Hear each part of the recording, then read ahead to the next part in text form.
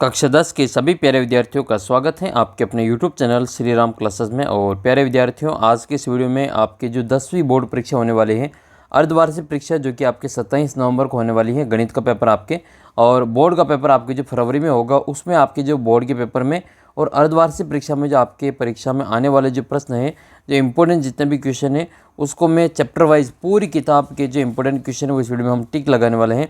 आपको क्या करना है, अपनी जो किताब है गणित की वो और साथ में पेंसिल लेके आपको बैठना है और सभी को जो वहाँ पे जो मैं आपको इम्पोर्टेंट लगवा रहा हूँ उनको अपनी कॉपी में जो या फिर अपने जो किताब में ही आपको जो इम्पोर्टेंट लगा लेना है। आप अपनी जो किताब लेके बैठ जाएं और अपनी जो पेंसिल साथ में लेके बैठें। पेन से निशान मत लगाना, आप पेंसिल से इम्पोर्टेंट लगा देना, क्योंकि मैं आपके जो अंडरलाइन भी करवाऊँगा कुछ आपके इम्पोर्टेंट जो फैक्ट होंगे और आपके इस वीडियो के माध्यम से का जो चैप्टर 1 है वास्तविक संख्या वाला, वहाँ से लगा करके लास्ट जो आपका प्रायिकता वाला चैप्टर है वहाँ तक।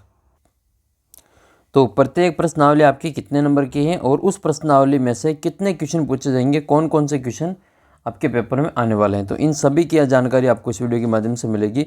तो सभी इंपॉर्टेंट क्वेश्चन इसमें हम आपको टिक लगवा देंगे, ताकि जो जितने भी आपके जो आने वाले पेपर्स होंगे, चाहे आपका अर्धवार्षिक का पेपर हो, तीसरा टेस्ट हो, या फिर आपका प्री बोर्ड हो या बोर्ड का पेपर हो, इन सभी के लिए ये वीडियो काफ़ी इंपॉर्टेंट है। इसलिए इस वीडियो को पूरा देखना और इस वीडियो को अपने जो कक्षा हैं उनके सभी बच्चों के साथ में ज़रूर जो शेयर कर देना, ताकि वो भी इस वीडियो को देखेंगे तो उनको भी इसमें फ़ायदा मिलेगा।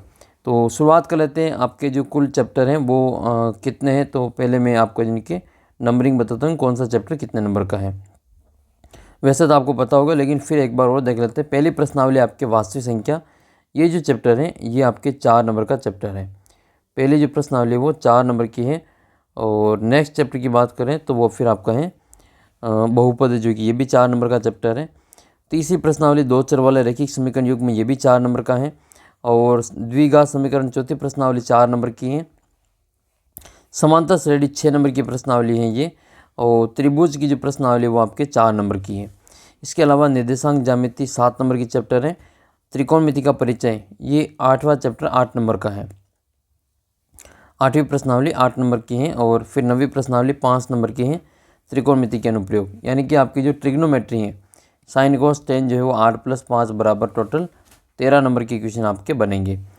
व्रत की जो प्रश्नावली आपकी, ये आपका 6 नंबर का व्रत है।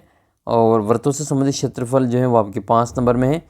पृष्ठीय क्षेत्रफल और आयतन प्रश्नावली 6 नंबर की है। और सांख्यिकी की अकेली 13वीं प्रश्नावली 13 नंबर की है। फिर लास्ट में बात कर लेते हैं प्रायिकता की, जो कि आपके 4 नंबर की प्रश्नावली है और 4 क्वेश्चन पूछे जाएंगे। तो मैं आपको हर जो चैप्टर है इनके इंपॉर्टेंट क्वेश्चन बना रहा हूँ, और आपके एग्ज़ाम में इन चैप्टर इस वीडियो के माध्यम से आपके 95% तक के जो आपके प्रश्न देखने को मिलेंगे। जो मैं आपको इंपॉर्टेंट लगवा रहा हूँ वो 100% आपकी परीक्षा में उसमें से जो 95% जो आपके क्वेश्चन है वो ज़रूर आपके पेपर में देखने को मिलेंगे। बात कर लेते हैं। और इनके जितने भी पुराने पेपर हैं, PYQ हैं, वो सभी आपके टेस्ट के रूप में मैंने ऐप के ऊपर उपलब्ध है। तो आप ऐप को ज़रूर डाउनलोड कर लेना, क्योंकि इसके ऊपर आप टेस्ट वगैरह भी दे सकते हैं। और टेस्ट सीरीज़ अगर आप ज्वाइन करना चाहते हैं तो वो भी आप ज्वाइन कर सकते हैं। पहले जो चैप्टर है वो आपके 4 नंबर का है। कुल अंक ये 4 नंबर का है। 3 प्रश्न पूछे जाएंगे इसमें से। अब 3 प्रश्न कौन कौन से होंगे, 2 तो अबसद के क्वेश्चन होंगे MCQ टाइप के, और एक प्रश्न आपका लघुत्तरात्मक होगा जो कि 2 नंबर का पूछा जाएगा। पहली प्रश्नावली से कुल 3 ही प्रश्न आपके आने वाले हैं, अर्धवार्षिक में भी और वार्षिक बोर्ड के पेपर में भी। तो वो कौन कौन से क्वेश्चन इंपॉर्टेंट है वो हम इसमें देख लेते हैं। मैं आपको एक एक लाइन आपका समय बचाने के लिए यहाँ पर जो संख्याएँ लिखी जा रही है इसको यहाँ पर हम देख लेते हैं। तो सबसे पहले ये पहले ही पेज पे आपके जो एक बीच में आपको लाइन देखने को मिलेगी, जो आधारभूत प्रमेय है, अंकगणित की आधारभूत प्रमेय।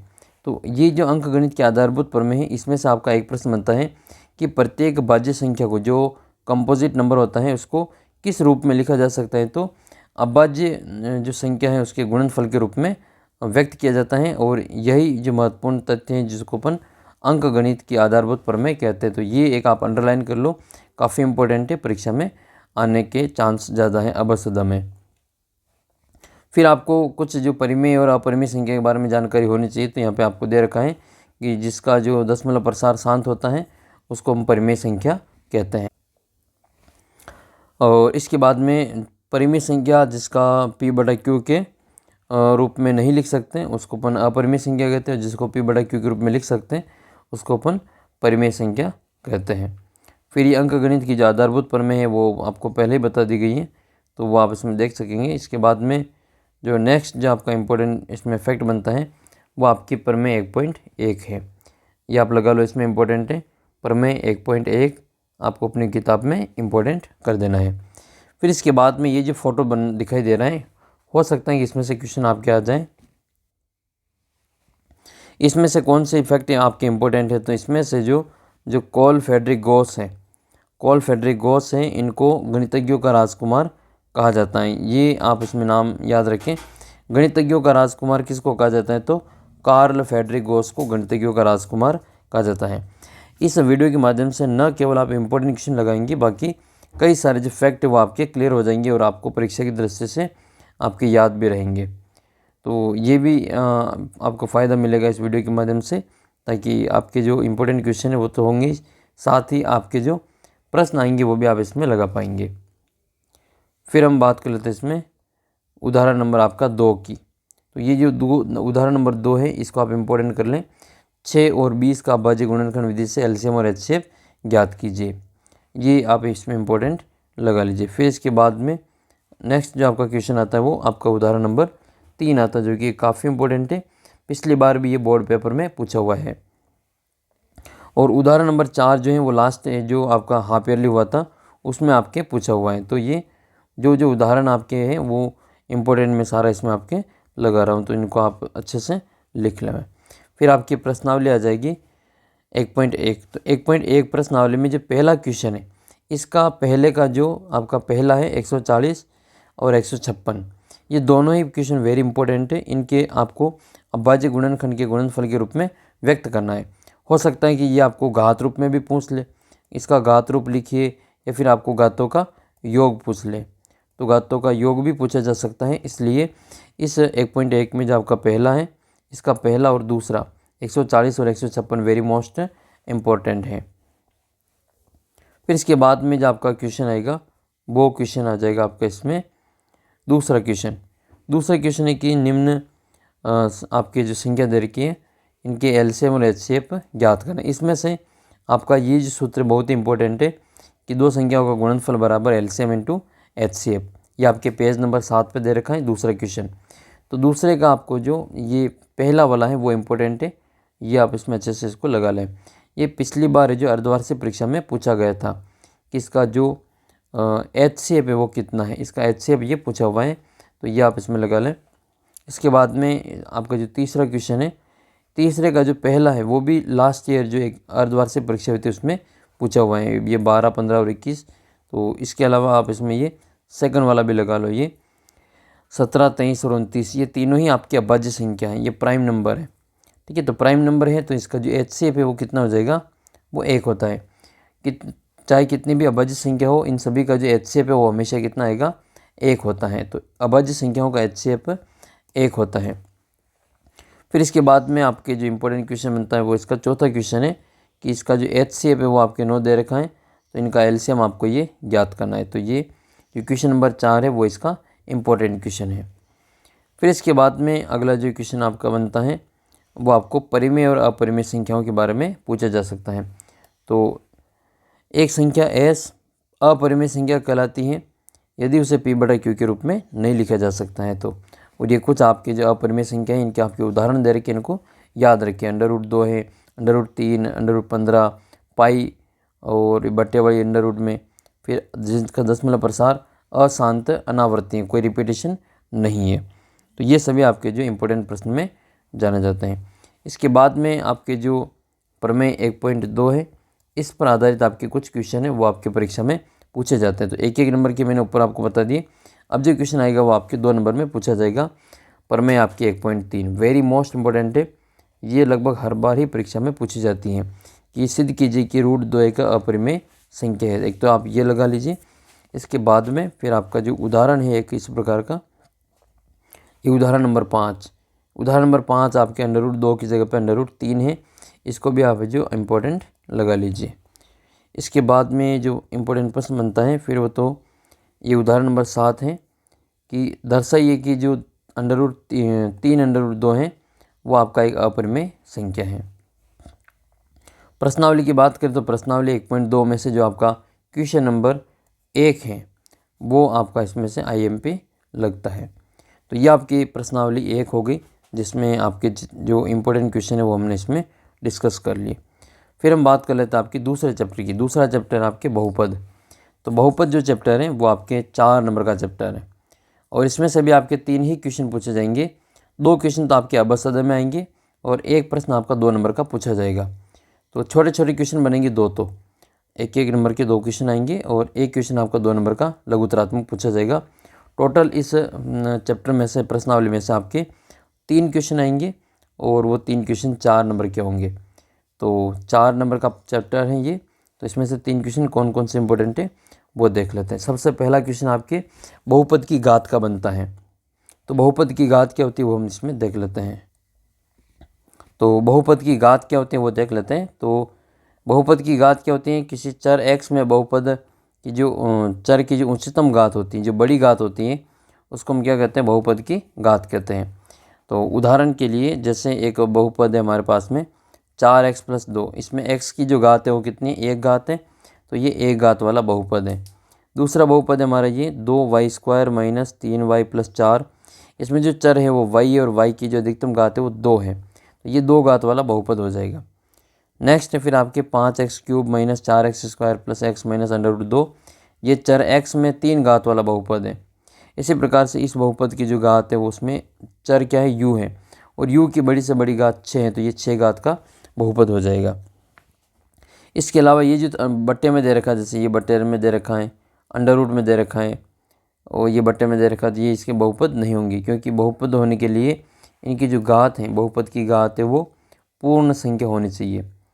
बहुपद की घात कैसी संख्या हो, पूर्ण संख्या हो, यानी कि बहुपद की जो घात है वो कभी भी बट्टे में नहीं दिखेगी, अंडर रूट में नहीं दिखेगी या वो माइनस में नहीं होगी घात, तो उसको हम क्या कहेंगे, बहुपद कहेंगे। अगर है तो घात अगर माइनस में है तो बहुपद नहीं होगा।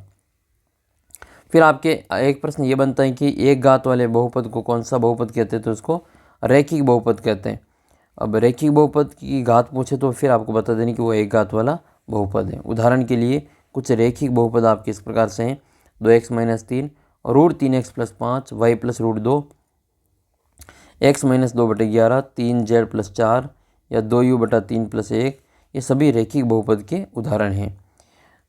2x + 5 - x², इसकी घात देखेंगे तो इसकी घात यहाँ पे 2 है, तो जब 2 घात है तो ये अपना रैखिक बहुपद नहीं होगा, ये द्विघात हो जाएगा। अगला है x³ + 1, ये 3 घात वाला है, जिसको त्रिघाती कहा जाएगा। तो 2 घात वाले बहुपद को हम क्या कहते हैं, द्विघात बहुपद, या फिर इसमें क्वाड्रेटिक पॉलिनोमियल कहते हैं। इसकी जो घात है वो कितनी हो जाएगी, नाम से ही पता चल रहा है द्विघात, तो इसकी 2 घात वाला बहुपद होगा। ये इसका जो अंग्रेज़ी नाम है द्विघात वाले को अंग्रेज़ी में क्वाड्रेटिक कहते हैं। और द्विघात जो शब्द बना है क्वाड्रेटिक, वो क्वाड्रेट शब्द है इससे बना है और इसका मतलब होता है वर्ग, स्क्वायर। तो यहाँ पर जो बात करें 2x² + 3x - 2/5, इसमें x की घात 2 है, तो ये 2 घात का बहुपद है। y² - 2, ये भी 2 घात का बहुपद है। 2 - x² + √3x, ये भी 2 घात वाला है। ये सभी आपके 2 घात वाले बहुपद के उदाहरण हैं। तो 2 घात वाले बहुपद का आपको जो मानक रूप है वो याद रखना है। अधिक व्यापक रूप में x में कोई द्विघात बहुपद ax² + bx + c के रूप में होता है, और जहाँ पे a b c वास्तविक संख्या होती हैं और a का मान 0 नहीं होना चाहिए। अगर a का मान 0 हो जाएगा तो फिर आपका वो द्विघात बहुपद नहीं रहेगा, वो रैखिक बहुपद बन जाता है। इसी प्रकार से जो 3 घात वाला बहुपद है उसको क्यूबिक पॉलिनोमियल कहते हैं, त्रिघात बहुपद कहा जाता है। जैसे 2 - x³ इसकी घात 3 है, केवल x³ या √2x³, 3 - x² + x³, 3x³ - 2x² + x - 1, ये सभी 3 घात वाले बहुपद के उदाहरण हैं। फिर नेक्स्ट आपके जो चैप्टर है वहाँ पर आ जाइए इसमें। तो इसमें आपको रैखिक बहुपद का जो ax + b, इसके शून्य पूछा, तो इसका जो शून्य है कि वो -b/a होता है, यानी कि माइनस अचर पद बटा x का गुणांक, ये इसका शून्य होता है। और ये इसको आप इसमें याद रखें। तो रैखिक बहुपद के कितने शून्यक होते हैं? तो रैखिक बहुपद की जो घात है वो 1 होती है, इसलिए इसका 1 ही शून्यक प्राप्त होता है। फिर पेज नंबर 15 पर आ जाइए। पेज नंबर 15 पर आपको दे रखा है बहुपद के शून्यकों का ज्यामितीय अर्थ।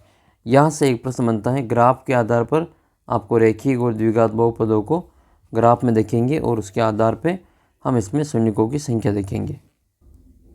तो यहाँ पर आपको एक ग्राफ दे रखा है पेज नंबर 15 पे।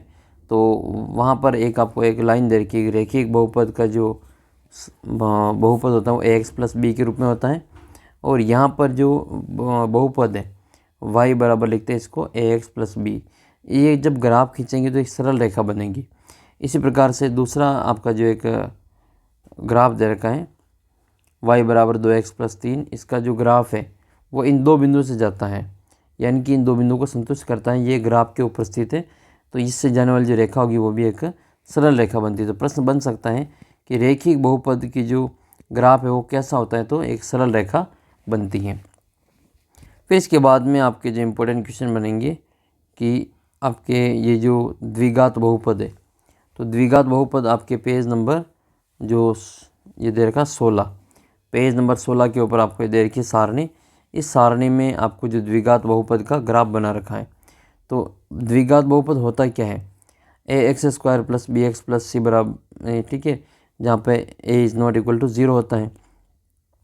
इसको एक संगत समीकरण के रूप में लिख लेंगे y बराबर ax² + bx + c कि ग्राफ के आकार को या तो ऊपर की ओर खुला देखेंगे या फिर नीचे की ओर खुला होगा। तो ये नीचे की ओर या फिर ऊपर की ओर खुला होगा, उल्टा हो या फिर सीधा यू बनेगा। तो इस यू को जो अपने गणित में परवलय कहते हैं। तो द्विघात बहुपद का जो ग्राफ बनता है वो पैराबोला की तरफ बनता है। इसकी शेप जो होती है वो पैराबोला की तरफ होती है, यानी कि इसको द्विघात बहुपद का जो ग्राफ है वो परवलय के रूप में होता है।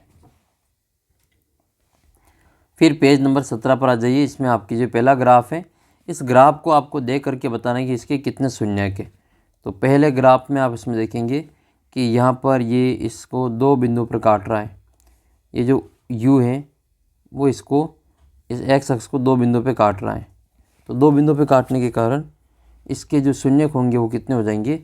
2 हो जाएगा। इसी प्रकार से दूसरा ग्राफ है, इसमें भी ये दो बिंदुओं पर काट रहा है, ये इसका ग्राफ, तो इसके शून्यक भी कितने हो जाएंगे? 2 हो जाएंगे। तो ग्राफ को देख करके शून्यकों की संख्या बताई जा सकती है। अब ये ग्राफ देखो 2.4 आकृति में, ये ग्राफ एक ही बिंदु पे काट रहा है, ठीक है, ये इसमें एक ही बिंदु पे x अक्ष को काट रहा है और ये ग्राफ भी इस x अक्ष को एक ही बिंदु पे काट रहा है। तो इन दोनों के शून्यकों की संख्या 1-1 हो जाएगी, ठीक है। इसके भी एक शून्यक है और इसका भी एक ही शून्यक है।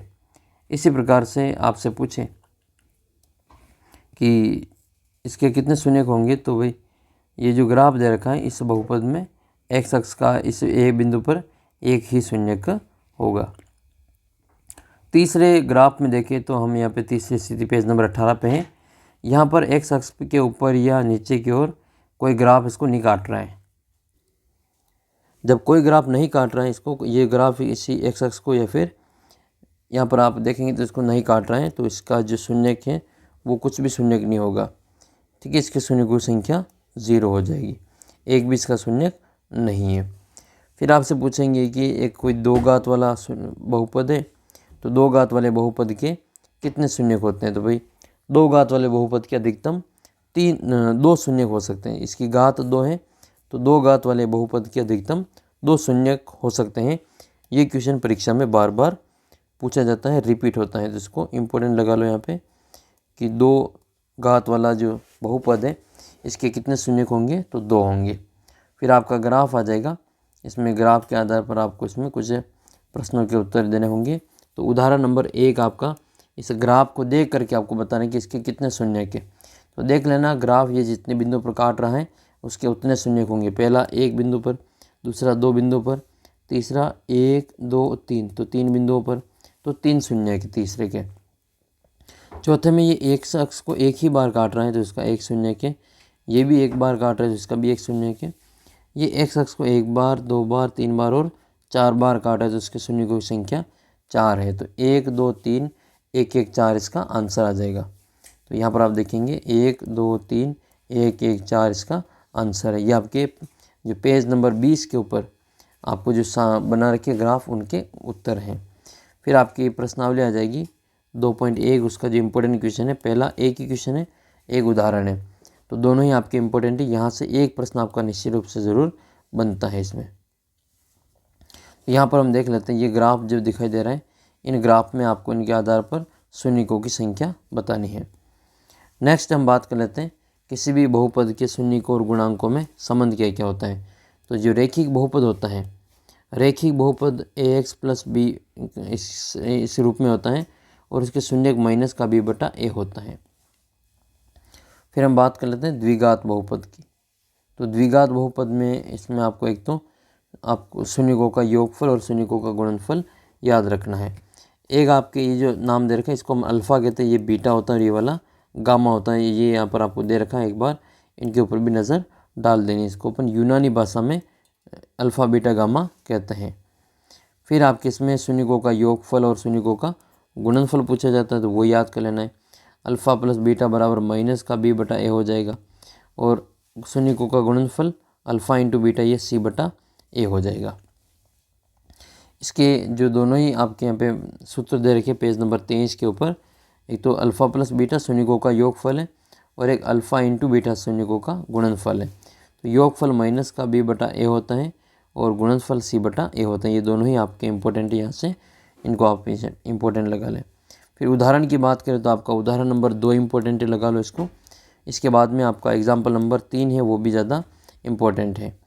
दूसरे तीसरे उदाहरण के बाद में आपका जो क्वेश्चन इम्पोर्टेंट है वो हम देख लेते हैं। चौथा उदाहरण, उदाहरण नंबर 4 है, वो वेरी मोस्ट इम्पोर्टेंट है। इसके आने के इस बार जो चांस सबसे ज़्यादा 99% इसके चांस है कि आपके अर्धवार्षिक में पूछा जाएगा। इसके बाद में आपका जो इम्पोर्टेंट क्वेश्चन बनता है वो पाँचवा आपका कोई काम का नहीं है। फिर आपकी प्रश्नावली आ जाती है 2.2। तो प्रश्नावली 2.2 में आपका जो पहला क्वेश्चन है, इसमें पहले का जो पहला है, एक तो ये इम्पोर्टेंट लगा लो, एक पहले का पाँचवा और एक पहले का छठा, ये 3 क्वेश्चन इसके वेरी मोस्ट इम्पोर्टेंट है। सेकंड सवाल की बात करें तो आपका जो पहला सवाल है ये इम्पोर्टेंट है, पहले दूसरे का पहला, और एक आपके चौथा इम्पोर्टेंट है और एक आपके ये छठा इम्पोर्टेंट है। तो 3 क्वेश्चन आपके ये दूसरे क्वेश्चन में इम्पोर्टेंट है, पहला, चौथा और ये छठा। तो ये अपने 2.2 प्रश्नावली समाप्त हुई, जिसमें आपने घात 1, 2, 3 के आधार पर इनके नाम देखे। एक घात वाले को रेखिक कहते हैं, बाकी 2 घात वाले को द्विघात, 3 घात वाले को त्रिघात बहुपद कहते हैं। द्विघात बहुपद का ये मानक रूप है ax² + bx + c, और जहाँ पर है जो a का मान 0 नहीं होना चाहिए। एक द्विघात बहुपद के अधिक से अधिक 2 शून्य हो सकते हैं और एक त्रिघात बहुपद के अधिक से अधिक 3 शून्य हो सकते हैं। जिसकी जितनी घात होगी उसके उतने ही शून्य प्राप्त होते हैं। फिर आपकी जो प्रश्नावली है वो समाप्त होती है दूसरी। अब आ जाती है प्रश्नावली आपकी तीसरी प्रश्नावली आपके 2 चर वाला रैखिक समीकरण युग्म है और लीनियर इक्वेशन है इन 2 वेरिएबल। तो ये आपके 4 नंबर का चैप्टर है और 3 क्वेश्चन इसमें से आएंगे, 2 तो अबस अदा के आएंगे और 1 क्वेश्चन आपके 2 नंबर का पूछा जाएगा। टोटल 3 क्वेश्चन 4 नंबर में। तो देख लेते हैं इसमें कौन कौन से इंपॉर्टेंट आपके फैक्ट बनते हैं। तो एक तो आप इसमें जो पेज नंबर 29 है, पेज नंबर 29 से इस पर आपके मिल जाएगा ये रैखिक समीकरण युग्म, संगत असंगत वाली बातें आप इसमें मैंने अंडरलाइन कर रखी है, इनको आप एक बार ज़रूर देख लें। एक रैखिक समीकरण युग्म जिसका कोई हल नहीं है, तो रैखिक समीकरणों का जो असंगत युग्म कहलाता है। जिनका कोई हल नहीं होता है वो जो इनकन्सिस्टेंट होता है, इनकी वो असंगत युग्म होता है। और जो हल होता है, चाहे एक रैखिक समीकरण का हल होता है, तो रैखिक समीकरणों को जो संगत युग्म कहते हैं। अब हल एक भी हो सकता है और एक से ज़्यादा अनेक भी हो सकता है। तो तुल्य समीकरणों के जो एक युग्म के अपरिमित रूप से कितने हल होते हैं, तो तुल्य जो रैखिक समीकरण है उनके अपरिमित रूप से अनेक हल होते हैं। इसके अलावा आपका इंपॉर्टेंट क्वेश्चन इसमें फैक्ट बनता है ये, रेखाएं एक बिंदु पर प्रतिच्छेद करती हैं तो उसको हम क्या कहते हैं, अद्वितीय हल कहते हैं। जहाँ पर एक ही बिंदु पर काट रही हैं रेखाएं तो उसको अद्वितीय सॉल्यूशन कहते हैं। रेखाएं समांतर हो, 2 रेखाएं समांतर है तो ये कभी भी एक दूसरे को नहीं काटेगी। जब नहीं काटेगी तो इनका कोई हल प्राप्त नहीं होगा। अब ये कोई हल नहीं होगा तो फिर आपकी ये संगत और असंगत में क्या हो जाएगी, असंगत आपका जो समीकरण युग्म रहेगा। फिर इसके बाद में तीसरी कंडीशन ये बनती है कि रेखाएं समपाती हो, एक लाइन दूसरी लाइन के ऊपर गुजरती हो, तो इसके अनेक हल प्राप्त होते हैं और ये संगत या फिर आश्रित समीकरण युग्म कहलाते हैं। ये आपके 3 उदाहरण दे रखे हैं। ये इनमें जो प्रतिच्छेदी रेखा का है, ये रेखाएं समपाती और ये वाली समांतर है। तो प्रतिच्छेदी रेखाओं के आपके यूनिक सॉल्यूशन होता है, समपाती का अनेक हल होता है और समांतर का कोई हल प्राप्त नहीं होता है। तो इन तीनों को बिना सोल्व किए आप सीधा ही बता सकते हैं। इसके लिए क्या करना पड़ेगा, आपको जो 2 चर वाले रैखिक समीकरण युग्म है इनका a1/a2 निकालना पड़ेगा, b1/b2 और c1/c2 निकालना पड़ेगा। तीनों मान निकालेंगे और तीनों की तुलना करेंगे। ठीक है, तो तीनों की तुलना करेंगे तो इस आधार पर आपको ये पता चलेगा कि कौन कौन इसमें जो संगत है, असंगत है, या फिर कौन प्रतिच्छेदी संपत्ति या फिर समांतर रेखा है। जब वो तीनों ही अनुपात बराबर नहीं है, यानी कि a1 और a2 b1 और b2 के बराबर नहीं है, तो फिर वो जो रेखाएं होगी वो कैसे होगी, प्रतिच्छेदी रेखाएं होगी और वो एक ही बार काटेगी, इसलिए इसका एक ही हल प्राप्त होगा। दूसरी कंडीशन ये है कि एक तो ये कि कोई बराबर नहीं है तो प्रतिच्छेदी रेखाएं हैं, और जब तीनों ही बराबर हैं तो एक लाइन दूसरी लाइन के ऊपर गुजर जाती हैं, इसको हम समपाती रेखाएं कहते हैं।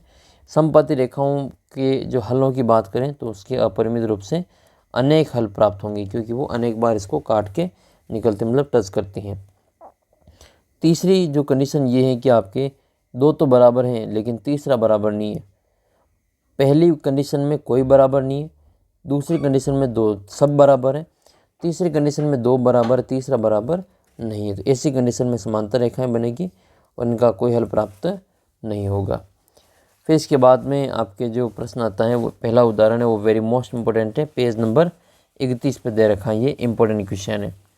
इसके बाद में आपके जो क्वेश्चन बनते हैं वो दूसरा तीसरा तो कोई इतना इम्पोर्टेंट है नहीं। प्रश्नावली में आ जाओ 3.1 में, जिसमें आपका जो ये पेंसिल और कलम वाला जो क्वेश्चन है वो इम्पोर्टेंट है। इनके आपको जो एक रैखिक समीकरण युग्म बनाना है, तो ये पेंसिल को हम x मान लेंगे और कलम को y मान लेंगे। तो इसका जो सूत्र बनेगा, सवाल का समीकरण बनेगा, वो 5 पेंसिल और 7 कलम का जो मूल्य है वो 50 रुपये है। तो वो इसकी जो समीकरण वो इस प्रकार से बन जाएगी। दूसरी क्या है, 7 तो पेंसिल है और 5 कलम है, इन दोनों को जोड़कर गुणा करके जोड़ेंगे तो इसका उत्तर आपको कितना आना चाहिए, 46 आना चाहिए।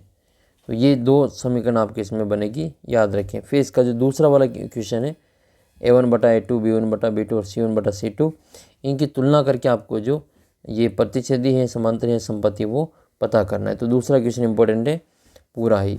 इसके बाद में आपका जो क्वेश्चन नंबर 4 है, क्वेश्चन नंबर 4 का पहला क्वेश्चन वेरी मोस्ट इम्पोर्टेंट है, चौथे का पहला, और एक 5वां जो क्वेश्चन है वो इसका इम्पोर्टेंट क्वेश्चन बनता है। इसके बाद में इसका 7वां क्वेश्चन है, वो भी सबसे ज़्यादा इम्पोर्टेंट क्वेश्चन है, ये भी पूछा जाता है। फिर रैखिक समीकरण युग्म को हल करने की बीजगणितीय विधि, इसमें आपकी 2 विधि पढ़नी है, प्रतिस्थापन विधि और विलोपन विधि। तो सबसे पहले हम बात कर लेते हैं प्रतिस्थापन विधि की। तो प्रतिस्थापन विधि आपके उदाहरण नंबर 7 में दे रखी है, इसको अच्छी प्रकार से आप राइट लगा लें, इम्पोर्टेंट लगा लो। उदाहरण नंबर 7 आपके पेज नंबर 35 पे है। इसके बाद में जो आपका अगला क्वेश्चन बनता है वो आपकी किताब से ही देख लेते हैं। ये आफ्ताब वाला भी अर्धवार्षिक परीक्षा में आया था लास्ट ईयर, तो एक बार इसको आप ज़रूर देख लेना। फिर आपके ये पेंसिल और आपके रबड़ वाला जो क्वेश्चन वापस आया है, तो इसको यहाँ पर आपके जो रैखिक समीकरण युग्म बनाने का प्रश्न बन सकता है। तो छठा उदाहरण इसलिए आपका इम्पोर्टेंट है।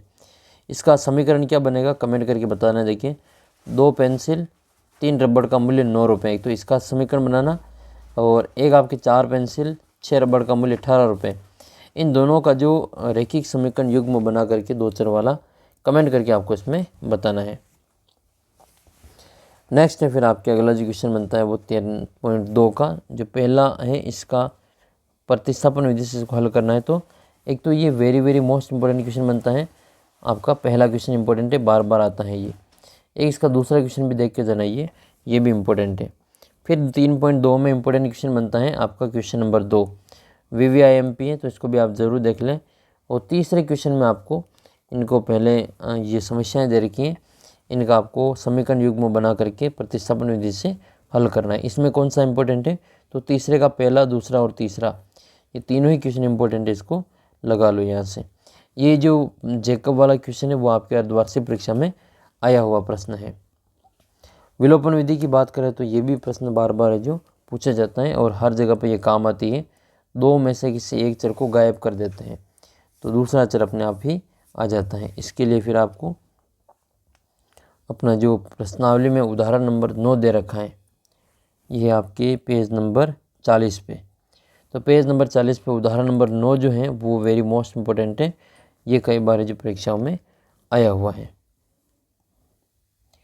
इसके अलावा आपके जो अगला प्रश्न आता है इम्पोर्टेंट प्रश्न, वो 3.3 का जो पहला क्वेश्चन है, इस पहले क्वेश्चन का आपका जो पहला है, एक तो ये और एक ये दूसरा, ये दोनों ही क्वेश्चन आपके इम्पोर्टेंट है इस 3.3 के पहले में। बाकी दूसरे सवाल के जो इम्पोर्टेंट क्वेश्चन है वो इतने इसमें है नहीं, और ये ज़रूर आप देख लेना। इसमें 5 वर्ष पूर्व नूरी की आयु सोनू की आयु की 3 गुनी थी, ये प्रश्न जो आने के चांस है, तो इसको भी आप इम्पोर्टेंट इसमें लगा लें। फिर आपकी प्रश्नावली आ जाएगी चौथी प्रश्नावली, और चौथी प्रश्नावली का आपके पेपर में एक ही प्रश्न बनता है, वो 4 नंबर का आएगा। तो 4 नंबर का एक क्वेश्चन आपका एक ही प्रश्न आएगा, और वो भी निबंधात्मक प्रश्न पूछा जाएगा, जो कि आपके द्विघात समीकरण है। तो प्रश्नावली 4 जो कि 4 नंबर की है और एक ही प्रश्न आएगा, तो इसमें द्विघात समीकरण का मानक रूप इसमें देख लेते हैं। ax² + bx, ये एक द्विघात बहुपद है, इसके बराबर में 0 लगा देंगे तो ये द्विघात समीकरण बन जाता है। तो इसके जो इम्पोर्टेंट क्वेश्चन है, फैक्ट है, वो ये है, आपके पेज नंबर इसमें दे रखा है ये 45 पे। पेज नंबर 45 पर आपके द्विघात समीकरण की परिभाषा वगैरह दे रखी है कि x चर में द्विघात समीकरण ax² + bx + c = 0 प्रकार की होती है, जहाँ पर आपका जो ABC वो वास्तविक संख्या होती है और a का मान 0 नहीं होना चाहिए। उदाहरण के लिए 2x² + x - 300 एक द्विघात समीकरण का उदाहरण है। और भी उदाहरण दे रखे, जैसे 2x² - 3x + 1 = 0, ये सभी आपके द्विघात समीकरण के ही उदाहरण हैं। तो द्विघात समीकरण की जो घात है वो इसमें 2 घात होती है, इसलिए इसको द्विघात समीकरण कहते हैं। मानक रूप की बात करें तो ax² + bx + c = 0 इसका मानक रूप होता है। सवाल की बात करें जो कि प्रश्न पूछा जाता है कि इनमें से कौन सा द्विघात समीकरण है या नहीं है, तो इस पर आधारित आपका उदाहरण नंबर 2 इम्पोर्टेंट है, पेज नंबर 47 पर ये दे रखा है।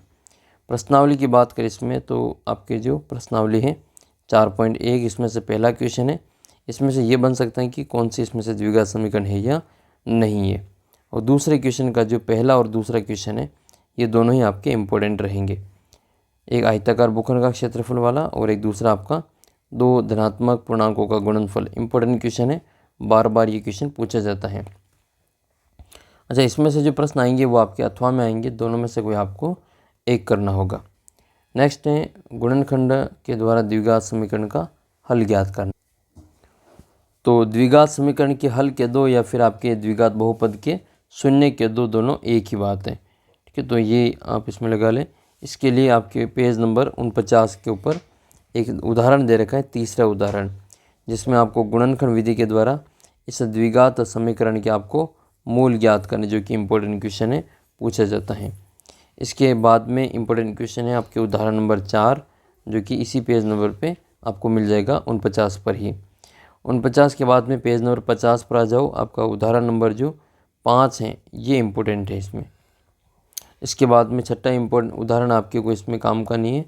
और फिर आपके प्रश्नावली आ जाएगी 4.2, जिसमें से आपका जो पहला क्वेश्चन है वो very very most important question है, क्योंकि एक ही क्वेश्चन आएगा और दो में से आपको कोई एक करना होगा। या हो सकता है कि आपके यूँ दे दें कि पहला क्वेश्चन एक है, इसमें आपके दो भाग दे दें, पहले का पहला और पहले का दूसरा ऐसे, या फिर आपके इसका पहला और दूसरा दो भाग दे दें, दो नंबर में आपके जो 4 नंबर हो जाएंगे। तो ये भी क्वेश्चन आपके यहाँ से गुणनखंड वाले बन सकते हैं। इसके बाद में आपका जो इम्पोर्टेंट है वो वेरी मोस्ट इम्पोर्टेंट है, इसका तीसरा, चौथा और पाँचवा आपके एक क्वेश्चन इसमें से आपका परीक्षा में 100% पूछा जाता है बार बार, इसलिए इन तीनों प्रश्नों को अच्छी प्रकार से तैयार कर लें। योग 27 वाला और योगफल वर्गों का योगफल 365 वाला और एक ये समकोण त्रिभुज वाला, इन तीनों में से एक क्वेश्चन आपका 100% आपकी जो परीक्षा है उसमें पूछा जाता है।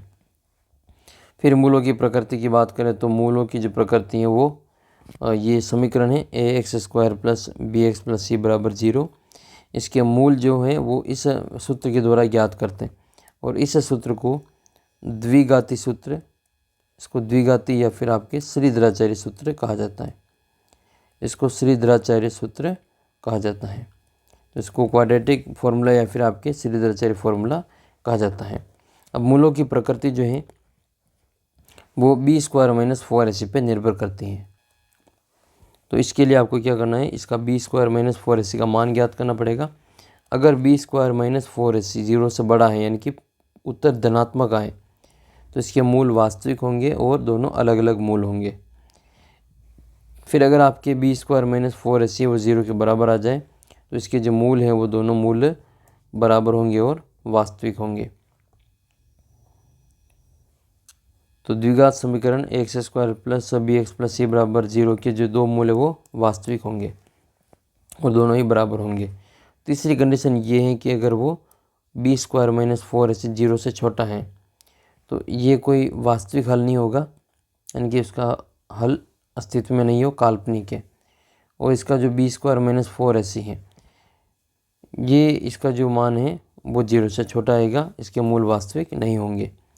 तो दिए गए समीकरण में आपको कोई मूल वास्तविक नहीं बचेगा। नेक्स्ट है आपके b² - 4ac, इसको क्या कहते हैं, तो इसको द्विघात समीकरण का डिस्क्रिमिनेंट या फिर विविक्तिकर कहते हैं, इसको d से लिखा जाता है। तो इसके 3 कंडीशन आपको बता दी, 0 से बड़ा तो वास्तविक और आपके अलग अलग, और 0 के बराबर आ जाए मूल बराबर होंगे और दोनों ही वास्तविक होंगे। और ये d का मान 0 से छोटा आ जाए b² - 4ac तो फिर इसके मूल कैसे हो जाएंगे, काल्पनिक हो जाएंगे। इस पर आधारित आपका इम्पोर्टेंट क्वेश्चन बनता है आपका उदाहरण नंबर 7, जो कि वेरी मोस्ट इम्पोर्टेंट है। और उदाहरण नंबर 7 के बाद में आपका जो उदाहरण नंबर ये 9 है वो आपका इसमें इम्पोर्टेंट क्वेश्चन बनता है, उदाहरण नंबर 9। इसके बाद में आपकी 4.3 प्रश्नावली है और 4.3 प्रश्नावली में आपका जो पहला क्वेश्चन है ये वाला और इसका दूसरा क्वेश्चन ये k का मान ज्ञात करने वाला, ये दोनों ही क्वेश्चन आपका वेरी मोस्ट इम्पोर्टेंट है, बार बार यहाँ से प्रश्न बनता है। नेक्स्ट आपकी प्रश्नावली है 5वीं प्रश्नावली, जो कि आपके समांतर श्रेणी है और ये प्रश्नावली आपके 6 नंबर की है और 6 नंबर की प्रश्नावली है और इसमें से आपके 3 क्वेश्चन पूछे जाएंगे। 3 क्वेश्चन कौन कौन से होंगे, एक तो आपका खाली स्थान वाला होगा रिक्त स्थान का, एक आपका 2 नंबर का पूछा जाएगा लघुत्तरात्मक, एक आपका दीर्घ उत्तरीय प्रश्न पूछा जाएगा 3 नंबर का। तो 1 number plus 2 number plus 3 number, total कितने नंबर हो जाएंगे, 6 नंबर हो जाएंगे और क्वेश्चन हो जाएंगे आपके इसमें 3। तो 3 क्वेश्चन 6 नंबर के इसमें आपके पूछे जाएंगे, यानी कि 5वीं प्रश्नावली के 3 क्वेश्चन आएंगे वो 6 नंबर के आएंगे। एक खाली स्थान में आएगा, एक लघुत्तरात्मक आएगा 2 नंबर का और एक आपका दीर्घ उत्तरीय 3 नंबर का पूछा जाएगा। तो ये भी 3 नंबर वाला भी आपके जत्था में आता है और 2 में से कोई आपको एक करना होता है। तो समांतर श्रेणी के इंपॉर्टेंट क्वेश्चन कौन कौन से वो इसमें हम इसमें देख लेते हैं। तो समांतर श्रेणी में आपको एक तो ये इसकी परिभाषा देख लेनी है, पेज नंबर 59 पे दे रखी है आपको ये। और एक इसमें जो समांतर श्रेणी का जो सार्वंतर है वो क्या क्या हो सकता है वो देख लेना है। तो समांतर श्रेणी का सार्वंतर धनात्मक हो सकता है, ऋणात्मक हो सकता है और शून्य भी हो सकता है। ये इंपॉर्टेंट प्रश्न आपके यहाँ से बनता है। फिर इसका जो व्यापक रूप है वो देख लेना है, a plus D, a+2d, a+3d, a+4d, ये समांतर श्रेणी का व्यापक रूप कहलाता है, जहाँ पर जो a है वो पहला पद है और d इसका सार्वंतर होता है। नेक्स्ट है, अगर आपके जो समांतर श्रेणी में पदों की संख्या सीमित है तो उसको अपन क्या कहते हैं, परिमित समांतर श्रेणी कहते हैं। और इसमें जो अंतिम पद है वो ज्ञात होता है। दूसरा है कि जिसमें अंतिम पद ज्ञात नहीं होता है, पदों की संख्या गिनने योग्य नहीं होती है, उसको अपरिमित समांतर श्रेणी कहते हैं, इसका अंतिम पद नहीं होता है। फिर आपके एक सवाल दे रखा है इसमें इसी पेज पे, प्रथम पद a है और 6 और सार्वंतर d 3 है, तो AP ज्ञात करें। तो ये क्या हो जाएगा, पहला पद 6, 9, 12, 15, ये AP रहेगी समांतर श्रेणी। फिर आपके इसमें पेज नंबर जो इसमें दे रखा है ये 59, 61 पेज नंबर पे आपका पहला उदाहरण है। इसमें से आपको पहला पद और सारांश लिखना वेरी मोस्ट इम्पोर्टेंट है, लगा लो रिक्त स्थान में या फिर आपके 1 नंबर में प्रश्न बनता है। दूसरे का जो उदाहरण है इसमें उदाहरण नंबर 2 का आपका पहला, उदाहरण नंबर 2 का दूसरा, ये दोनों ही क्वेश्चन आपका इम्पोर्टेंट क्वेश्चन बनता है। प्रश्नावली की बात करें तो प्रश्नावली 5.1 में आपका जो 5वें का जो पहला क्वेश्चन है वो वेरी मोस्ट इम्पोर्टेंट है, कई बार परीक्षा में पहले भी आया हुआ है। इसके अलावा आपके जो दूसरे का क्वेश्चन नंबर 2 है 5.1 का, इस दूसरे का पहला और तीसरा क्वेश्चन आपके वेरी मोस्ट इम्पोर्टेंट है, और तीसरे का भी पहला और तीसरा क्वेश्चन वेरी मोस्ट इम्पोर्टेंट है, और चौथे का जो पहला क्वेश्चन है ये वाला इम्पोर्टेंट क्वेश्चन बनता है आपके इसमें। फिर आ जाएगा आपके पेज नंबर 64 पे, कोई भी समांतर श्रेणी है इसका आपको एनवा पद देखना है, ये पेज नंबर 64 पे है। तो इसका जो मानक रूप है वो आपको याद रखना है। एपी का जो एनवा पद ज्ञात करने का सूत्र है वो बार बार परीक्षा में पूछा जाता है। तो एपी का जो एनवा पद है ए एन बराबर A plus N minus 1 into D, ये किसी एपी का एनवा पद है जिसमें ए सारवंत आपका पहला पद हो जाएगा और डी इसका सारवंत रहेगा और एन इसमें पदों की संख्या है। तो इसका जो ए एन है वो इसका एनवा पद कहलाता है, या इसका व्यापक रूप भी इसको कह सकते हैं, ए एन बराबर A plus N minus 1 into D. सबसे इम्पोर्टेंट जो क्वेश्चन बनता है मुझे लग रहा है कि आपका जो अर्धवार्षिक परीक्षा में ये क्वेश्चन आपका 100% आपकी परीक्षा में छपेगा, तो इसको आप अच्छे प्रकार से तैयार कर लें। उदाहरण नंबर 4 आप इम्पोर्टेंट लगा लो। इसके बाद में आ जाओ पेज नंबर 67 पे 67 पे, इसका आपके उदाहरण नंबर जो 5 है वो लगा लो। 5 के बाद में छठा उदाहरण इतना इम्पोर्टेंट नहीं है। इसके बाद में 7वां जो क्वेश्चन है वो वेरी मोस्ट इम्पोर्टेंट है, और ये क्वेश्चन 3 नंबर में आने के पूरे चांस है, 3 नंबर का क्वेश्चन ये बनता है यहाँ से। 7वें के बाद में 8वां क्वेश्चन इम्पोर्टेंट है, अंतिम से पद याद करना। मैंने एक पेपर सोल्व करवाया था आपको 1-2 दिन पहले, तो उसमें ये क्वेश्चन आपके अर्धवार्षिक परीक्षा में आया हुआ है। इसका जो क्वेश्चन है प्रश्नावली में वो वाला और ये वाला दोनों ही आपका इम्पोर्टेंट है, तो ये इम्पोर्टेंट प्रश्न आप इसमें लगा लें। फिर 9वां-10वां क्वेश्चन आपके काम का नहीं है। प्रश्नावली में आ जाओ तो प्रश्नावली 5.2 में आपका जो क्वेश्चन नंबर 1 है वो आपका VVIMP है, इसको आप ज़रूर लगा लें। इसके बाद में आपका जो दूसरे के दोनों ही क्वेश्चन दे रखे हैं वेरी मोस्ट इम्पोर्टेंट क्वेश्चन है, ये दोनों ही क्वेश्चन बहुत ही ज़्यादा परीक्षा में आए हुए हैं। फिर इसके बाद में तीसरे का जो पहला और दूसरा है ये इम्पोर्टेंट है। क्वेश्चन नंबर 4 और 5 ये दोनों इम्पोर्टेंट है। छठा क्वेश्चन आपका इम्पोर्टेंट इतना है नहीं, फिर भी आप देख लें, लेकिन इम्पोर्टेंट आपकी यही है 7वां और 8वां। इसके बाद में वेरी मोस्ट इम्पोर्टेंट क्वेश्चन बनता है ये 3 अंकों वाली संख्याएँ 7 से विभाजित हैं और 10 और 250 के बीच में 4 के गुणज कितने हैं। वेरी मोस्ट इम्पोर्टेंट है, बार बार परीक्षा में पूछा जाता है।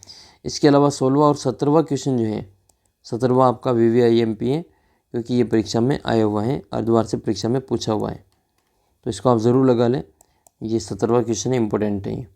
इसके बाद में n पदों का योगफल है, SN वाला सूत्र इसमें लगेगा। तो SN का जो सूत्र वो इस प्रकार से है कि n/2 कोष्टक 2a plus n minus 1 into D, ये n पदों का योगफल है, किसी भी समांतर श्रेणी के प्रथम n पदों का योगफल है।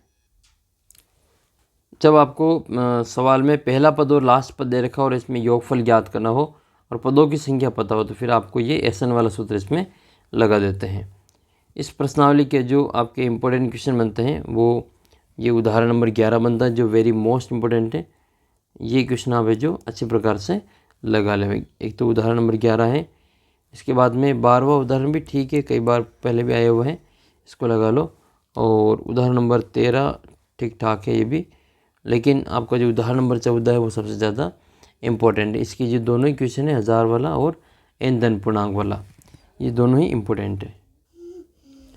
प्रथम n धन पूर्णांकों का योग का सूत्र आप इसमें लगा लो, SN बराबर n प्लस 1/2, ये वेरी मोस्ट इम्पोर्टेंट है, इस पर आधारित प्रश्न बन सकता है। इसके बाद में आपका जो उदाहरण नंबर 15 है वो इम्पोर्टेंट है, लगा लो इसको। और 15 के बाद में 16वां उदाहरण भी कई बार आया हुआ है, इसको भी आप एक बार लगा लो। इसके बाद में प्रश्नावली में आ जाओ, आपकी प्रश्नावली है ये 5.3। तो 5.3 का जो पहला क्वेश्चन है, इसका पहला क्वेश्चन एक तो और चौथा क्वेश्चन इम्पोर्टेंट है। दूसरे का जो आपका पहला और दूसरा क्वेश्चन इम्पोर्टेंट है। तीसरे क्वेश्चन में आप पहला और दूसरा दोनों लगा लो, दोनों ही इम्पोर्टेंट है। इसके बाद में आपकी जो प्रश्नावली 5, इसी प्रश्नावली का जो क्वेश्चन नंबर 5 है वो इम्पोर्टेंट है। 7वां और 8वां इम्पोर्टेंट क्वेश्चन है। और इसके बाद में जो इम्पोर्टेंट क्वेश्चन बनते हैं वो 12वां, 13वां और 14वां क्वेश्चन, ये 3 क्वेश्चन आपके इसमें वेरी वेरी मोस्ट IMP है। तो ये 3 क्वेश्चन आप इसमें और लगा लें। इसके बाद में फिर आपकी जो प्रश्नावली वो आ जाएगी छठी प्रश्नावली। और छठी प्रश्नावली आपकी कितने नंबर की है? 4 नंबर की है। त्रिभुज वाली प्रश्नावली आपके 4 नंबर की है और 3 क्वेश्चन इसमें से पूछे जाएंगे। 2 तो अबसदा के क्वेश्चन आएंगे और एक लघुत्तरात्मक 2 नंबर का प्रश्न पूछा जाएगा। तो 1 + 2 ये कितने हो जाएंगे? 3 अंक आपके, 3 तो प्रश्न हो जाएंगे। ठीक है, तो एक 2 नंबर का आएगा और एक 2 क्वेश्चन 2 नंबर, एक नंबर में पूछे जाएंगे। तो 3 तो क्वेश्चन हो जाएंगे और 4 आपके नंबर हो जाएंगे। तो देखो सर्वांग समता की इसमें परिभाषा दे रखी है, वो आप इसमें याद रखें। ठीक है, तो बार बार पूछी जाती है ये भी कि 2 त्रिभुज सर्वांग सम कहे जाते हैं जब उनके आकार यानी कि शेप और उनका अमाप यानी कि साइज़ दोनों बराबर हो। ठीक है, 2 आकृतियाँ या त्रिभुज सर्वांग सम कहे जाएंगे जब उनका शेप और साइज़ दोनों सेम हो। तो ये आप याद रखें। और एक समरूप आकृतियाँ क्या होती है? तो 2 आकृतियाँ जिनके आकार तो समान है परंतु उनकी जो साइज़ है वो बराबर नहीं है, तो इसको हम समरूप आकृतियाँ कहते हैं, सिमिलर फिगर कहते हैं। फिर आप आ जाओ इसमें पेज नंबर 85 के ऊपर, जहाँ से आपको ये समरूप आकृतियों के उदाहरण दे रखे।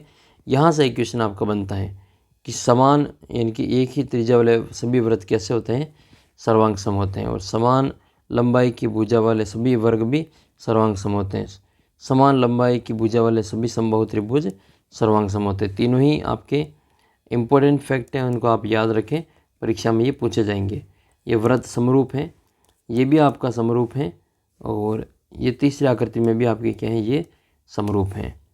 तो वर्ग और वृत्त हमेशा समरूप होते हैं और समबाहु त्रिभुज भी हमेशा समरूप ही होता है। तो 2 समरूप आकृतियों के आकार समान होते हैं परंतु इनके माप है जो बराबर हो ऐसा ज़रूरी नहीं है। लेकिन सभी जो वृत्त होते हैं वो समरूप होते हैं। सारे के सारे जो आपका सर्कल है वो सिमिलर होते हैं। इसके अलावा जो सभी वर्ग हैं वो भी आपके समरूप ही होते हैं। सभी समबाहु त्रिभुज आपका समरूप होता है।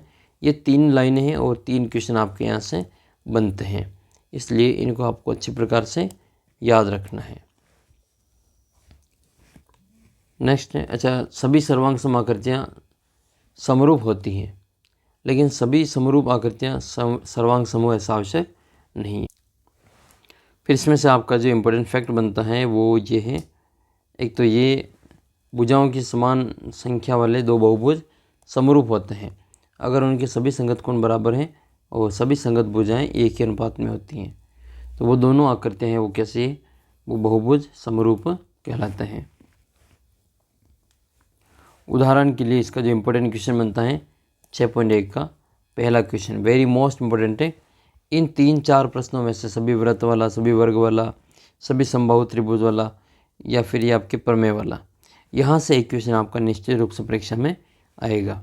उदाहरण देना है समरूप आकृतियाँ की ओर, ऐसी आकृतियाँ जो समरूप नहीं है। तो इसमें 2 उदाहरण आपको इसमें लिखने हैं।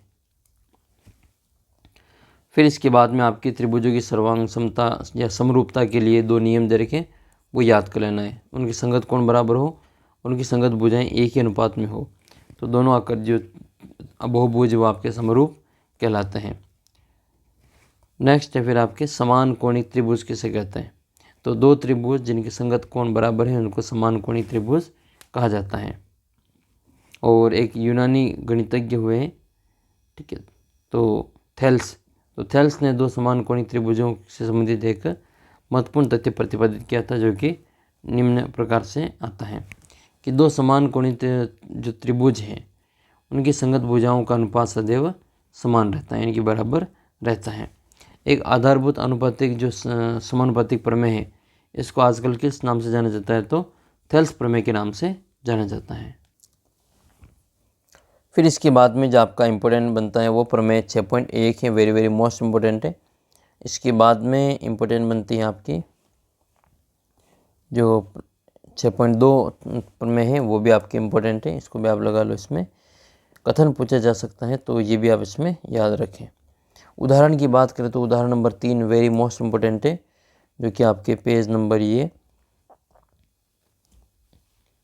95 पे दे रखा है। पेज नंबर 95 पे ये वाला सवाल वेरी वेरी मोस्ट इम्पोर्टेंट है।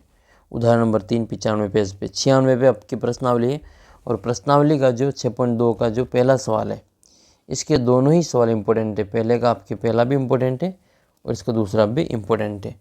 यहाँ से इन दोनों में से एक प्रश्न और सबसे ज़्यादा इसके आने के चांस है, जो सबसे ज़्यादा है इस बार।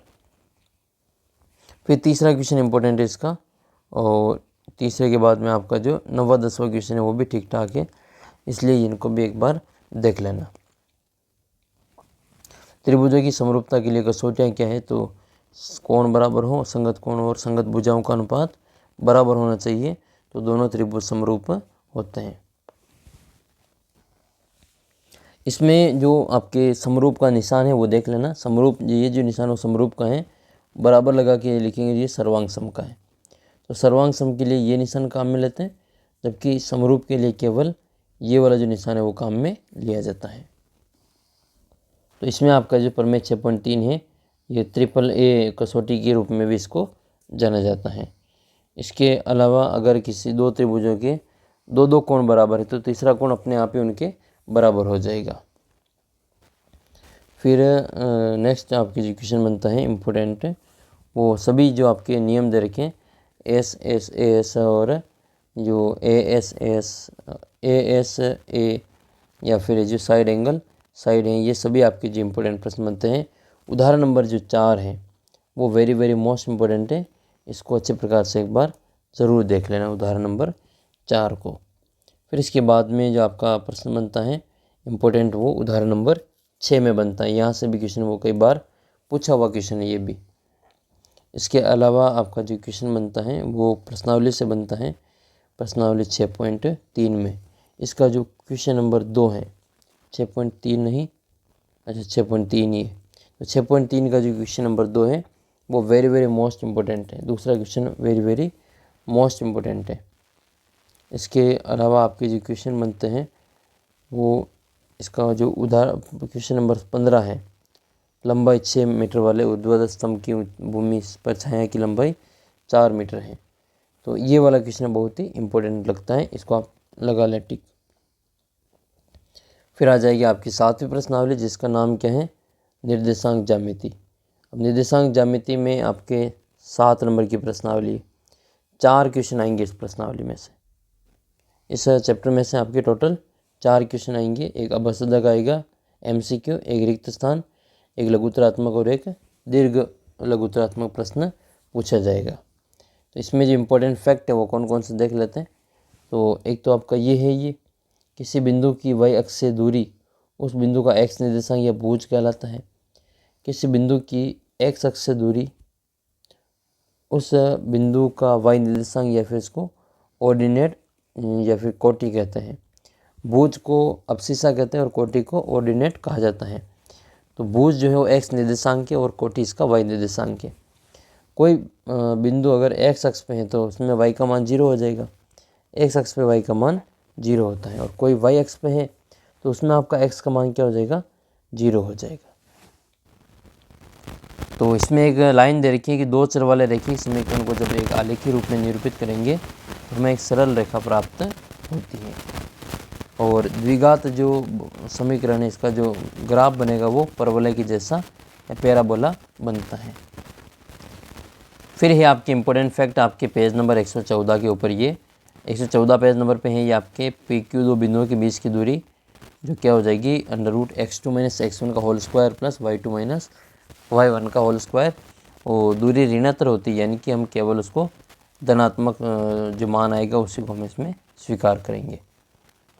तो द्विघात ये जो अपना जो दो बिंदुओं के बीच में जो आपका दूरी ज्ञात करने का सूत्र है वो ये हो जाएगा, PQ बराबर √(x2 - x1) का whole square plus y2 - y1 का होल स्क्वायर। इसको दूरी सूत्र के रूप में जाना जाता है। अगर आपको दो बिंदु दे दे जिसमें से एक बिंदु आपका कोई बिंदु हो और दूसरा बिंदु आपका मूल बिंदु हो, तो सीधे अगर मूल बिंदु से दूरी ज्ञात करनी है तो सूत्र बनेगा OP बराबर आपका √(x² + y²। ये इम्पोर्टेंट क्वेश्चन आपका यहाँ से बनता है। उदाहरण की बात करें तो इसका उदाहरण number 2 very very most important लगा लो अपनी कॉपी में। इसके अलावा आपका जो क्वेश्चन बनता है चौथा उदाहरण वेरी वेरी मोस्ट इम्पोर्टेंट है। उदाहरण नंबर 4 एक्स वाई में संबंध ज्ञात करना है जो कि इन दो बिंदुओं से समदूरस्थ है। और इसके बाद में आपका उदाहरण नंबर 5 है, वो भी इम्पोर्टेंट है। उदाहरण नंबर 5 के बाद में प्रश्नावली पे आ जाओ। 7.1 प्रश्नावली है जिसका पहला क्वेश्चन इम्पोर्टेंट है, वेरी वेरी मोस्ट इम्पोर्टेंट है। इसके अलावा दूसरा क्वेश्चन इसके बीच की दूरी ज्ञात करने तक इम्पोर्टेंट है। तीसरा question very very most important है और चौथा क्वेश्चन भी आपका इम्पोर्टेंट है। तो 1 से लगा के 4 तक के जो 7.1 में प्रश्न है वो सारे ही इम्पोर्टेंट है। इसके बाद में 7वां 8वां 9वां और 10वां 4 सवाल ये इधर आपके इम्पोर्टेंट, इनको अच्छे से लगा लो। फिर आएगा आपका विभाजन सूत्र। दो बिंदुओं के जो अनुपात है वो बांट रखा होगा दो भागों में। तो यहाँ पर आपको ये विभाजन सूत्र देख लेना है। m1x2 + m2 x1 बटे m1 + m2 और m1 y2 + m2 y1 बटे m1 + m2, ये विभाजन सूत्र के रूप में जाना जाता है। तो अगर इसमें अनुपात की बात करें और अगर इसका अनुपात 1:1 है तो वह बिंदु मध्य में होगा, इसको मध्य बिंदु कहा जाता है। या फिर रेखाखंड का जो मध्य बिंदु है तो उसका जो अनुपात है वो 1:1 होता है। तो मध्य बिंदु के निर्देशांक क्या हो जाएंगे, x1 + x2 बटे 2, y1 + y2 बटे 2 हो जाएगा। फिर उदाहरण नंबर 6 लगा लो अपनी कॉपी में किताब में। उदाहरण नंबर 6, 7 ये सभी इम्पोर्टेंट क्वेश्चन, 6वां 7वां। इसके बाद में आपका जो नेक्स्ट क्वेश्चन है उदाहरण नंबर 8, ये भी बहुत ही इम्पोर्टेंट है, याद रखें। ये लास्ट आपके अर्धवार्षिक परीक्षा में ऐसा प्रश्न पूछा गया था 8वें की से। 9वां क्वेश्चन भी आपका इम्पोर्टेंट है, इसको भी आप लगा लो। इसके बाद में क्वेश्चन नंबर 10 है, ये भी आपका उदाहरण नंबर 10 इम्पोर्टेंट है। अब हम प्रश्नावली की ओर प्रस्थान करते हैं 7.2 में। पहला क्वेश्चन इम्पोर्टेंट है, दूसरा क्वेश्चन इम्पोर्टेंट है। तो 7.2 का पहला और दूसरा। इसके बाद में प्रश्नावली में आ जाओ चौथा 5वां और इसके बाद में 7वां क्वेश्चन इम्पोर्टेंट है और 7वें के बाद में 9वां और 10वां। तो 9वां क्वेश्चन और 10वां क्वेश्चन इम्पोर्टेंट है। इसमें से भी ये समचतुर्भुज वाला वेरी वेरी मोस्ट इम्पोर्टेंट है, कई बार परीक्षा में पूछा जाता है। 1/2 इंटू विकर्णों का गुणनफल। ये प्रश्नावली हो जाएगी आपकी 7वीं। अब हम बढ़ जाते हैं प्रश्नावली 8 की ओर। फिर आ जाओ 8वीं प्रश्नावली में त्रिकोणमिति का परिचय। ये 8वीं प्रश्नावली और ये आपके 8 नंबर की प्रश्नावली है। 8वीं प्रश्नावली 8 नंबर की है और 4 प्रश्न आएंगे इसमें से। एक तो अवस्था का आएगा, एक रिक्त स्थान का आएगा, एक लघुत्तरात्मक आएगा 2 नंबर का और एक आपका निबंधात्मक आएगा 4 नंबर का। तो इसमें से कितने क्वेश्चन बनते हैं, 4 क्वेश्चन बनते हैं। 1 नंबर का, फिर 1 नंबर का, 2 नंबर का और 4 नंबर का। टोटल ये आपके 4 क्वेश्चन बनेंगे 8 नंबर के। तो याद रखें इनको, इनके जो क्रमांक है वो और अंकों का जो वेटेज है वो भी देख लेना।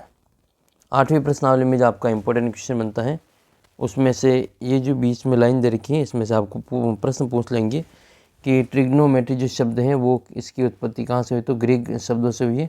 इसमें ट्री का मतलब होता है TRI, ट्रायन की 3, गोन का मतलब भुजाएं और मेट्रोन का मतलब मापना।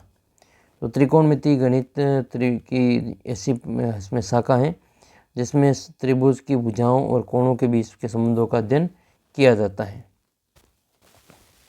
फिर इसके बाद में आपका जो त्रिकोणमिति अनुपात आ जाएगा जिसमें से साइन कोस टेन की जो मान है वो याद रखें। टेन को क्या लिख सकते हैं, तो साइन बटा कोस लिख सकते हैं और कोट को क्या लिख सकते हैं, कोस बटा साइन लिख सकते हैं। साइन का सबसे पहले जो प्रयोग किया गया था वो आर्यभट्ट ने किया था। ऐसा इनकी जो किताब है आर्यभट्ट की, इनकी किताब का नाम है आर्यभट्टियम। इसमें मिलता है कि साइन का प्रयोग सबसे पहले किसने किया, तो आर्यभट्टियम जो किताब है उसमें आर्यभट्ट ने किया था। फिर नेक्स्ट बात कर लेते हैं, इसमें इम्पोर्टेंट क्वेश्चन है कौन सा। उदाहरण नंबर आपका 1 है, ये पेज नंबर 133, 133 पेज नंबर पे उदाहरण नंबर फर्स्ट है जो कि वेरी वेरी मोस्ट इम्पोर्टेंट है। ये लास्ट ईयर भी आया था क्वेश्चन, बहुत ही इंपॉर्टेंट है, पूछा गया प्रश्न है। दूसरा जो उदाहरण है वो भी देख लेना, लास्ट ईयर ये भी आया था। इसके अलावा तीसरा चौथा इम्पोर्टेंट इतना है नहीं, और इसमें देख लेते हैं हम इसी का 5वां क्वेश्चन है। एक तो ये इम्पोर्टेंट है और प्रश्नावली 8.1 में चलेंगे तो इसका जो क्वेश्चन नंबर 2 है ये इम्पोर्टेंट है। क्वेश्चन 2 के बाद में क्वेश्चन नंबर जो 3 है उसमें आपका VVIMP है और इसके बाद में है चौथा क्वेश्चन, ये भी आपका इम्पोर्टेंट है, बहुत ही ज़्यादा बार पूछा हुआ क्वेश्चन है। सबसे फेवरेट क्वेश्चन है ये 5 वाला, 13 और 12 का। इसमें 2 मान दे रखे, सेक थीटा बराबर 2 मान दे रखे और इसमें आपको अन्य मान ज्ञात करने हैं। और एक इसका 7वां और 8वां क्वेश्चन दोनों ही इम्पोर्टेंट है। फिर हम बात करें इसके सारणी की, तो आपको ये सारणी बनानी आनी चाहिए। अगर आपको सारणी बनानी नहीं आती है तो आप कमेंट करके बता देना, मैं आपको एक वीडियो के माध्यम से सारणी बनाना सिखा दूंगा। आप बहुत ही आसान तरीके से सारणी बना लेंगे। तो कमेंट करके बता देना अगर आपको ये सारणी बनाना नहीं आती बिना देखा देख तो। इसके आपके सवाल है ये, उदाहरण नंबर 6 है, त्रिभुज का जो कोण भी है वो समकोण है और बाकी एक भुजा और एक कोण दे रखा है, तो इसकी 2 भुजाओं की लंबाइयाँ ज्ञात करनी है उदाहरण नंबर 6 में। इसके बाद में आपका उदाहरण नंबर 8 है जो कि बहुत ही इम्पोर्टेंट है, ये बार बार ये भी आता रहता है। 8वें उदाहरण के बाद में प्रश्नावली में आपका जो पहले का पहला है वो वेरी मोस्ट इम्पोर्टेंट है और दूसरा भी ये इतना ही इम्पोर्टेंट है। बाकी इसका तीसरा और 5वां भी ठीक ठाक है, ये भी कई बार परीक्षा में पूछे हुए हैं। फिर दूसरा क्वेश्चन के चारों ही क्वेश्चन अब सदा वाले लगा लो, चारों ही क्वेश्चन इम्पोर्टेंट है। फिर इसका जो तीसरा क्वेश्चन है 10a + b बराबर और 10a - b बराबर जो मान दे रखा है, इसके आधार पर आपको a और b का मान ज्ञात करना है। तो ये 8वीं प्रश्नावली 8.2। अब हम त्रिकोणमिति की जो आपके सर्व समीकरण हैं उनको देख लेते हैं। ये है पेज नंबर आपकी 144 पे, इम्पोर्टेंट सर्व समीकरण इसको लगा लो। इसके बाद में दूसरे नंबर की है ये 1 + tan² और तीसरे नंबर की है 1 + cot²। ये तीनों ही आपके वेरी मोस्ट इम्पोर्टेंट सर्व समीकरण हैं। इसके बाद में तो और भी खूब सारी सर्व समीकरण हैं, लेकिन इम्पोर्टेंट जो क्वेश्चन बनता है वो इन्हीं पर बनता है। उदाहरण नंबर 10 वेरी मोस्ट इम्पोर्टेंट है, आप इसको लगा लें। इसके बाद में जो क्वेश्चन बनता है वो 11वां उदाहरण बनता है। 11वें उदाहरण के बाद में जो प्रश्नावली में आ जाओ, तो प्रश्नावली में आपका ये जो क्वेश्चन है वो एक अर्धवार्षिक परीक्षा में पहले पेपर में पूछा हुआ क्वेश्चन है। तो यहाँ से आपके अर्धवार्षिक में एक क्वेश्चन 100% आपको यहाँ से देखने को मिलेगा। इसके अलावा जो 4 नंबर का जो क्वेश्चन है वो इसी प्रश्नावली से आने वाला है। इसी आपके 8.3 का जो ये क्वेश्चन नंबर 4 है, यहाँ से आपका 4 नंबर का क्वेश्चन पूछा जाएगा 100%। इसमें भी आपका ये जो पहला है वो वेरी मोस्ट इम्पोर्टेंट है और इसके बाद में ये दूसरा है, ये भी इतना ही इम्पोर्टेंट है। फिर आपकी ये चौथा भी ठीक है और इसके आगे की बात करें तो फिर हमारा जो छठा क्वेश्चन है वो इसके आने के चांस वो सबसे ज़्यादा है, क्योंकि ये लास्ट अर्धवार्षिक में भी आया था। इसके साथ में आपके जो ये 7वें 8वें नंबर पे हैं साइन + कोसेक वाला, ये भी आपके इम्पोर्टेंट है, ये भी जो अर्धवार्षिक में आया हुआ है। बाकी फिर इसका जो 10वां क्वेश्चन है वो वेरी मोस्ट इम्पोर्टेंट लगता है। फिर प्रश्नावली आपके आ जाएगी 9वीं प्रश्नावली, ये आपके त्रिकोणमिति के कुछ अनुप्रयोग। इसमें आपके 5 नंबर की प्रश्नावली है और 4 क्वेश्चन पूछे जाएंगे। 3 तो आपके अबस्तदा के आएंगे MCQ टाइप के और एक प्रश्न आपका लघुत्तरात्मक पूछा जाएगा, ये आपका 2 नंबर में होगा और 1 नंबर में ये 3 क्वेश्चन होंगे। ऊंचाई और दूरी से संबंधित जो आपका इम्पोर्टेंट क्वेश्चन बनता है वो पहला ही बनता है, उदाहरण नंबर 1 लगा लो, इसमें बहुत ही ज़्यादा ये इम्पोर्टेंट क्वेश्चन है। इसके बाद में आपका जो उदाहरण है तीसरा उदाहरण, ये तीसरा उदाहरण वेरी मोस्ट इम्पोर्टेंट है, उदाहरण नंबर 3 भी लगा ही लो इसमें। उदाहरण नंबर 3 के बाद में आपका जो उदाहरण नंबर 3 के बाद में सीधी आपकी प्रश्नावली आ जाएगी इसमें, और प्रश्नावली में भी आपको जो पहला क्वेश्चन है वो वेरी मोस्ट इम्पोर्टेंट है। इसके बाद में इसका जो चौथा क्वेश्चन है वो इम्पोर्टेंट है। क्वेश्चन नंबर 4 के बाद में क्वेश्चन नंबर 7 है वो वेरी मोस्ट इम्पोर्टेंट है और इसके बाद में एक और क्वेश्चन है 12वां क्वेश्चन, ये भी आपका इम्पोर्टेंट है, परीक्षा में ये पूछा हुआ है। फिर हम बात कर लेते हैं आपकी 10वीं प्रश्नावली, जो कि वृत्त वाली प्रश्नावली, सर्कल वाली ये टोटल 6 नंबर की प्रश्नावली। इसमें से 3 नंबर के क्वेश्चन आएंगे, एक तो अबसदा का आएगा, एक लघुत्तरात्मक प्रश्न आएगा और एक आपका दीर्घ उत्तरीय प्रश्न पूछा जाएगा। MCQ 1 नंबर का, लघुत्तरात्मक 2 और दीर्घ उत्तरीय 3। टोटल 6 नंबर के 3 क्वेश्चन आपके इस चैप्टर से बनेंगे। तो इसमें आपके एक तो ये जो व्रत की परिभाषा दे रखी है, व्रत एक तल में उन बिंदुओं का समूह होता है जो एक नियत बिंदु केंद्र से अचर दूरी त्रिज्या पर होते हैं। ये इंपॉर्टेंट है। एक तो ये अचर दूरी को क्या कहते हैं ये पूछा जा सकता है, या फिर उस नियत बिंदु को क्या कहते हैं, व्रत का केंद्र कहते हैं, ये पूछा जा सकता है। फिर इसके बाद में ये कुछ स्थितियाँ हैं, ये एक भी बार इस व्रत को नहीं काट रही है तो ये अप्रतिच्छेदी रेखा कहलाती हैं। ये एक बार काट के निकल रही, इसको प्रतिच्छेदी कहते हैं। और एक बिंदु पर ये टच करके निकलती है, इसको अपन स्पर्श रेखा कहते हैं। तो पहली कंडीशन क्या है कि रेखा PQ व्रत से कोई जो कॉमन बिंदु नहीं है, तो इसमें ये अप्रतिच्छेदी रेखा कहलाती है इस व्रत के सापेक्ष।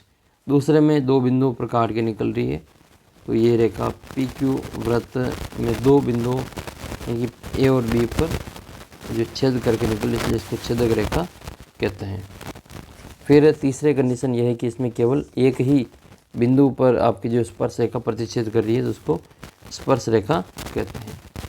फिर इसके बाद में आपका जो व्रत की स्पर्श रेखा है, इससे संबंधित आपका एक प्रश्न बनता है कि किसी भी व्रत की स्पर्श रेखा वह रेखा है जो व्रत को केवल और केवल एक बिंदु पर प्रतिच्छेद करती है, यानी कि एक ही बिंदु पर प्रतिच्छेद करती है, उसको अपन क्या कहते हैं, उसी को हम क्या कहते हैं, स्पर्श रेखा कहते हैं। प्रतिच्छेद बिंदु आपका एक ही होना चाहिए, एक से ज़्यादा नहीं हो। नेक्स्ट है फिर आपकी कि किसी व्रत की स्पर्श रेखा छेदक रेखा की एक विशिष्ट दशा होती है जब संगत जीवा के दोनों सिरे कैसे हो संपत्ति हो। इसके बाद में आपका इम्पोर्टेंट ये जो 10.4 आकृति है, इसे ऊपर दे रखा है। स्पर्श रेखा और व्रत के उभयनिष्ठ बिंदु को स्पर्श बिंदु कहते हैं और स्पर्श रेखा को व्रत के उभयनिष्ठ बिंदु पर स्पर्श करना कहते हैं। फिर आपकी जो प्रमेय 10.1 है वो वेरी मोस्ट इम्पोर्टेंट है, 1 नंबर में प्रश्न बन सकता है यहाँ से।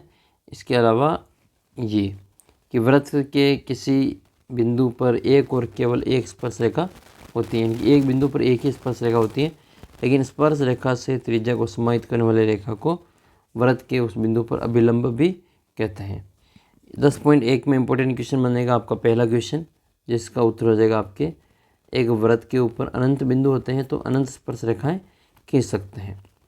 बाकी फिर ये 3 जो 4 रिक्त स्थान दे रखे हैं वो आपको याद कर लेना है अच्छे से कि किसी भी व्रत की स्पर्श रेखा उससे कितने बिंदुओं पर, उसे एक बिंदु पर प्रतिच्छेद करती है वो स्पर्श रेखाएं। व्रत को 2 बिंदुओं पर प्रतिच्छेद करने वाली रेखा को छेदक रेखा कहते हैं और एक व्रत की 2 समांतर स्पर्श रेखाएं हो सकती है। ये सभी प्रश्न आपके यहाँ से आए हुए हैं। व्रत तथा उसकी स्पर्श रेखा के उभयनिष्ठ बिंदु को क्या कहते हैं, स्पर्श बिंदु कहते हैं। तो नाम याद रखें, इसको स्पर्श बिंदु कहा जाता है। इसके बाद में आपके जो 10.3 का क्वेश्चन नंबर 3 है वो वेरी मोस्ट इम्पोर्टेंट है, इसको लगा के रखें। फिर आपके स्पर्श रेखाओं की संख्या आ जाएगी, एक बिंदु से स्पर्श रेखाओं की संख्या पूछती। एक बिंदु अगर व्रत के अंदर है तो कोई स्पर्श रेखा नहीं होगी, व्रत के ऊपर है तो वो एक बिंदु से एक स्पर्श रेखा हो जाएगी, व्रत के बाहर है तो एक बिंदु से व्रत के ऊपर 2 स्पर्श रेखाएं हो जाएगी। यही सबसे ज़्यादा इम्पोर्टेंट है। व्रत के अंदर बिंदु पर किसी जाने वाली व्रत की कोई स्पर्श रेखा नहीं होगी। व्रत के ऊपर एक और केवल एक स्पर्श रेखा होगी एक बिंदु से। व्रत के बाहर स्थित किसी बिंदु से जाने वाली व्रत पर 2 या केवल 2 स्पर्श रेखाएं होती हैं। बाह्य बिंदु से व्रत के स्पर्श बिंदु तक जो रेखाखंड होता है, स्पर्श रेखाखंड की लंबाई, इसको बिंदु P से व्रत पर जो स्पर्श रेखा की लंबाई कहा जाता है। फिर आपके इम्पोर्टेंट जो प्रमेय है वो आपके 10.2 प्रमेय है कि व्रत के बाह्य बिंदु से खींची गई स्पर्श रेखाओं की लंबाइयाँ बराबर होती हैं। ये व्रत है, इसकी स्पर्श रेखाएँ हैं PA और PR, ये दोनों लंबाई में बराबर होती है। फिर आपके नेक्स्ट जो प्रश्न है वो 167 पेज नंबर पे मिलेगा। इसमें से उदाहरण नंबर 1 देख लो। एक तो ये उदाहरण नंबर 1 वाला, उसके बाद में उदाहरण नंबर 2। ये 2 क्वेश्चन आपके वेरी मोस्ट इम्पोर्टेंट है। क्वेश्चन नंबर 3 भी इम्पोर्टेंट है, इसको भी आप लगा लो। और इसके बाद में मिलेगा आपको ये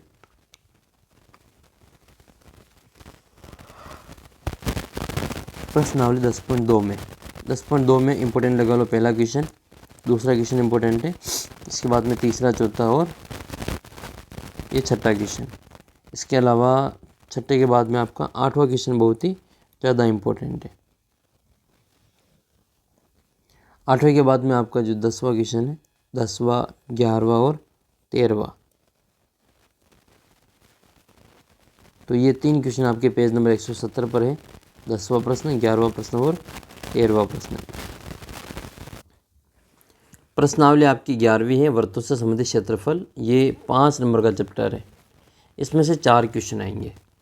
इसमें भी आपकी जो परिभाषाएं दे रखी ये इंट्रोडक्शन वाले पार्ट में, ये आप देख लें। ये एक तो त्रिज्यखंड की परिभाषा है कि एक वर्ती क्षेत्र का वह भाग जो 2 त्रिज्याओं और संगत चाप के द्वारा घिरा हो, इसको एक त्रिज्यखंड कहते हैं। और जीवा और संगत चाप के बीच का जो क्षेत्रफल होता है उसको वृत्तखंड कहते हैं। तो ये लघु त्रिज्यखंड है और ये आपका वृत्तखंड कहलाता है। इसके बाद में फिर आपको ये इसका जो सूत्र है वो याद कर लेना है। ये वाला कि थीटा कोण वाले त्रिज्यखंड का क्षेत्रफल थीटा बटे 360 इंटू पाई आर स्क्वायर होता है। और चाप की लंबाई पूछे तो थीटा बटे 360 इंटू 2 पाई आर, ये चाप की लंबाई हो जाएगी। इसमें आपका जो पहला उदाहरण है वो वेरी वेरी मोस्ट इम्पोर्टेंट है। इसके बाद में नेक्स्ट हम बात कर लेते हैं। अगला जो क्वेश्चन है वो आपका प्रश्नावली में है। प्रश्नावली में भी आपका जो 1 से लगा के 5 तक तो सारे ही इम्पोर्टेंट है, 1 से 5 तक तो सारे ही वेरी वेरी मोस्ट इम्पोर्टेंट है। इसके बाद में ये जो अपना क्वेश्चन नंबर 8 है वो इम्पोर्टेंट है, इसका एक बार इसको ज़रूर देखें। 8 के बाद में जो आपका इम्पोर्टेंट क्वेश्चन बनता है वो आपका लास्ट 14वां क्वेश्चन बनता है। और ये क्वेश्चन आपके लास्ट अर्धवार्षिक में भी पूछा हुआ क्वेश्चन है। अगला प्रश्न है फिर आपके ये प्रश्नावली 12 से है। परिस्थिति क्षेत्रफल आयतन 12वीं प्रश्नावली, 6 नंबर की और 6 प्रश्न। इसमें से एक प्रश्न आपका MCQ, एक खाली स्थान, और 4 प्रश्न आपका वेरी शॉर्ट टाइप आंसर में होंगे, अति लघुतरात्मक प्रश्न। यानी कि आपके 1-1 नंबर के ही 6 क्वेश्चन आएंगे।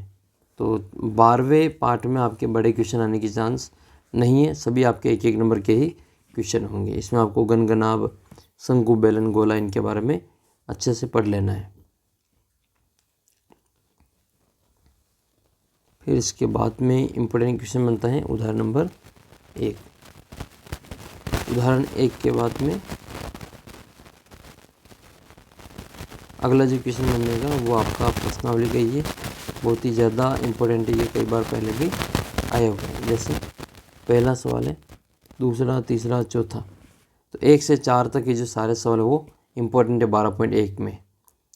फिर इसके बाद में 8वां जो क्वेश्चन है वो इम्पोर्टेंट है पेज नंबर 185 पर।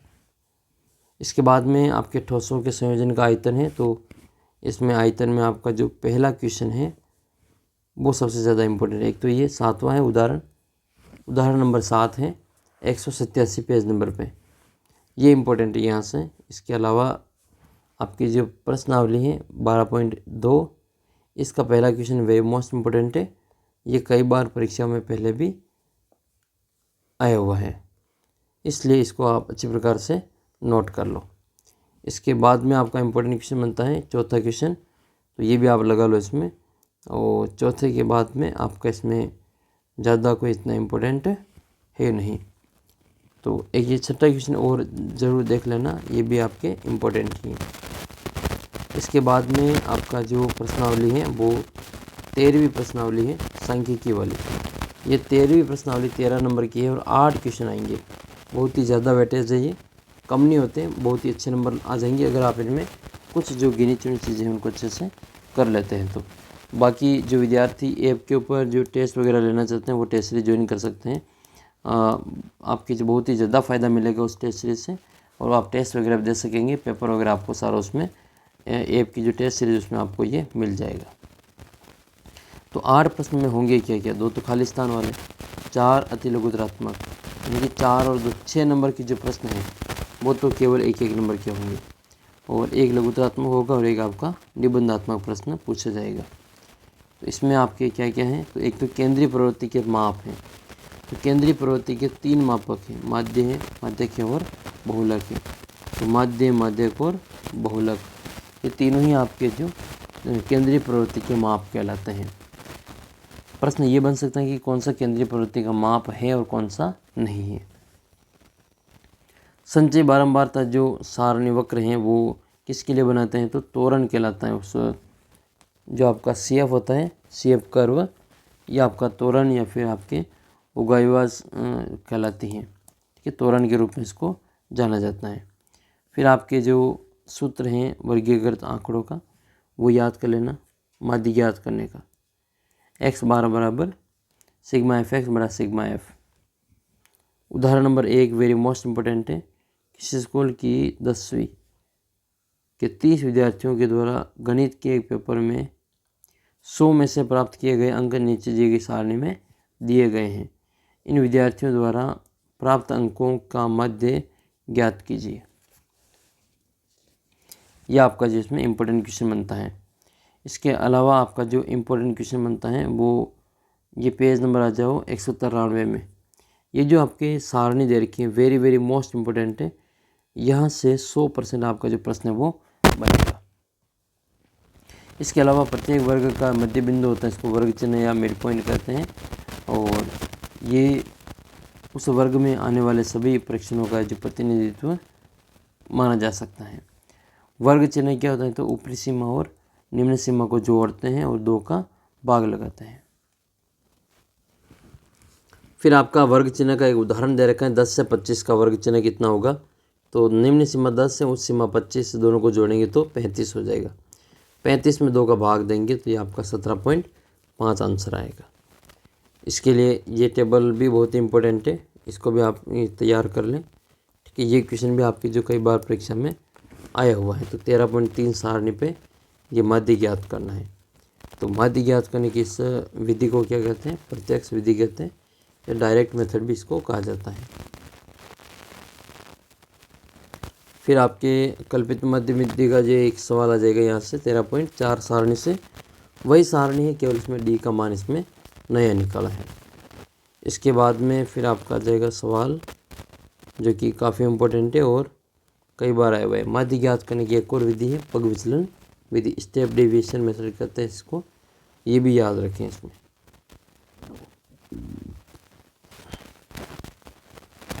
बात कर रहे थे प्रश्नावली की, जहाँ से आपके इम्पोर्टेंट क्वेश्चन जो है वो लगवा देते। तो 13.1 का जो पहला क्वेश्चन है वो इम्पोर्टेंट लगा लो इसमें, दूसरा और तीसरा ये दोनों ही इम्पोर्टेंट है। इसके अलावा आपके जो क्वेश्चन नंबर 6 है वो आपका वेरी मोस्ट इम्पोर्टेंट है। 6 के बाद में आपका जो 9 है वो भी आपका वेरी मोस्ट इम्पोर्टेंट है। फिर आता है आपका बहुलक। बहुलक मोड किसे कहते हैं, तो दिए गए परीक्षणों में वह मान जो सबसे अधिक बार आता है, यानी कि जो ज़्यादा बार आता है वही हमारा बहुलक कहलाता है। बारंबार जिसकी अधिकतम हो वही हमारा बहुलक होता है। तो बहुलक का एक उदाहरण दे रखा है, उदाहरण नंबर 4, वो आप ज़रूर देखें, यहाँ से प्रश्न बनेगा। ये वाला चौथा उदाहरण जो है वो परीक्षा में छपेगा। इसके अलावा बहुलक वर्ग का सूत्र है ये वाला L + F1 - F2 बटे F1 - F0 बटे 2F1 - F0 - F2 × H, ये बहुलक वर्ग का सूत्र होता है। इस पर आधारित आपका जो क्वेश्चन है वो उदाहरण नंबर 5 है, वेरी मोस्ट इम्पोर्टेंट है, कई बार पहले भी आया हुआ है। अब छठे उदाहरण की बात में प्रश्नावली चेंज हो जाएगी 13.2। इसमें आपको बहुलक ज्ञात करना है और माध्य भी ज्ञात करना है। तो बहुलक आप इसमें ज्ञात करेंगे, पहला वाला और दूसरा वाला वेरी मोस्ट इम्पोर्टेंट है। तीसरे के चौथे के बाद में अपना जो पेपर है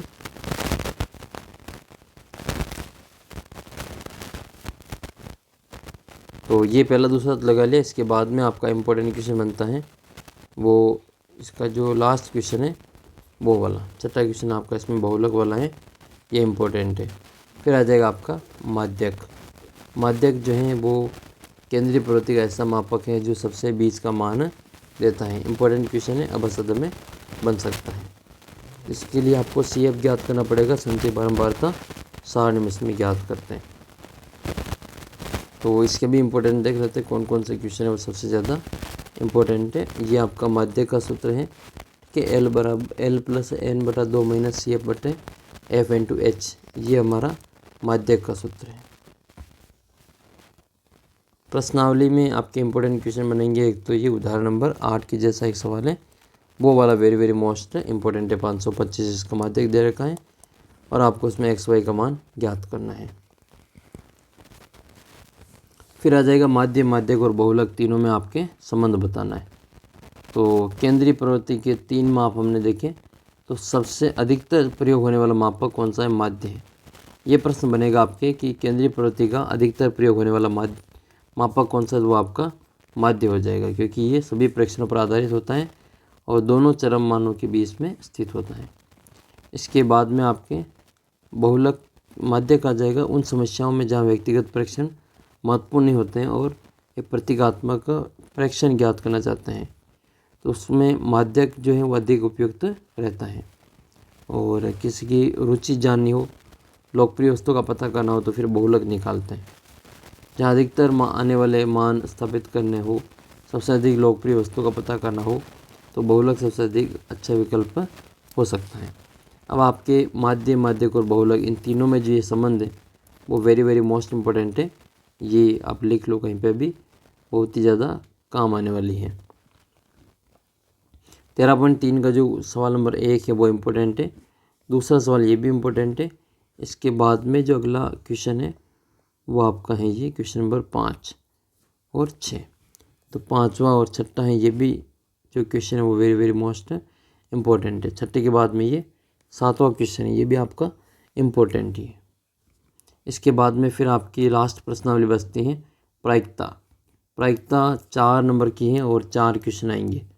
बोले तो बड़ा क्वेश्चन एक भी नहीं आएगा, एक तो अब में आएगा और एक 3 क्वेश्चन आपके जो अति लघुतरात्मक पूछे जाएंगे।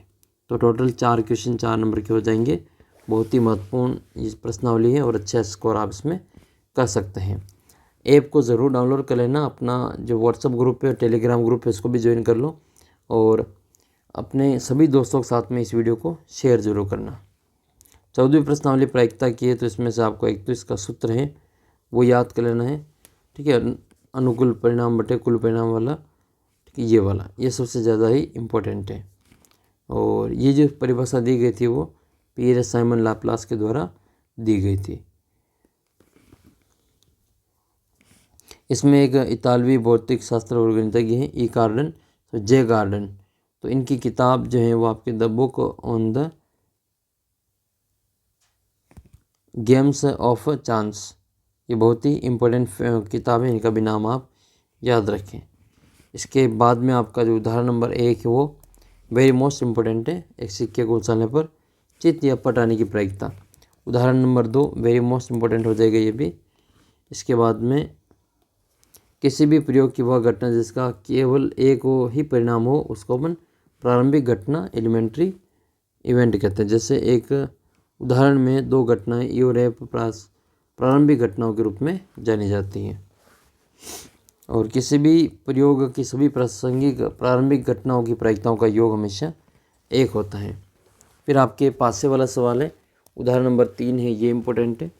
इसके बाद में आपका जो इम्पोर्टेंट क्वेश्चन बनता है वो ये बनता है फॉर्मूला पी प्लस पी बार बराबर 1 होता है, लेकिन किसी घटना ई के लिए इस प्रकार से इसको लिखा जाएगा।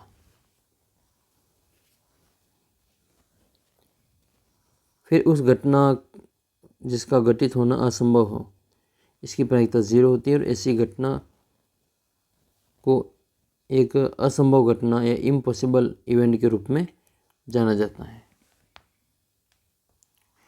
उस घटना की प्रायिकता या फिर जिसका घटित होना निश्चित हो उसकी प्रायिकता 1 होती है और ऐसी घटनाओं को निश्चित या निर्धारित घटना कहा जाता है। फिर आपके ताश है, कौन से ताश है, तो 52 पत्ते होते हैं, इसमें से 2-2 कलर के पत्ते हो जाएंगे, लाल और काले। तो लाल रंग के भी 2 भाग हो जाएंगे। लाल रंग में लाल पान और ईंट हो जाएगा और काले रंग में काला पान और चीड़ी हो जाएगा।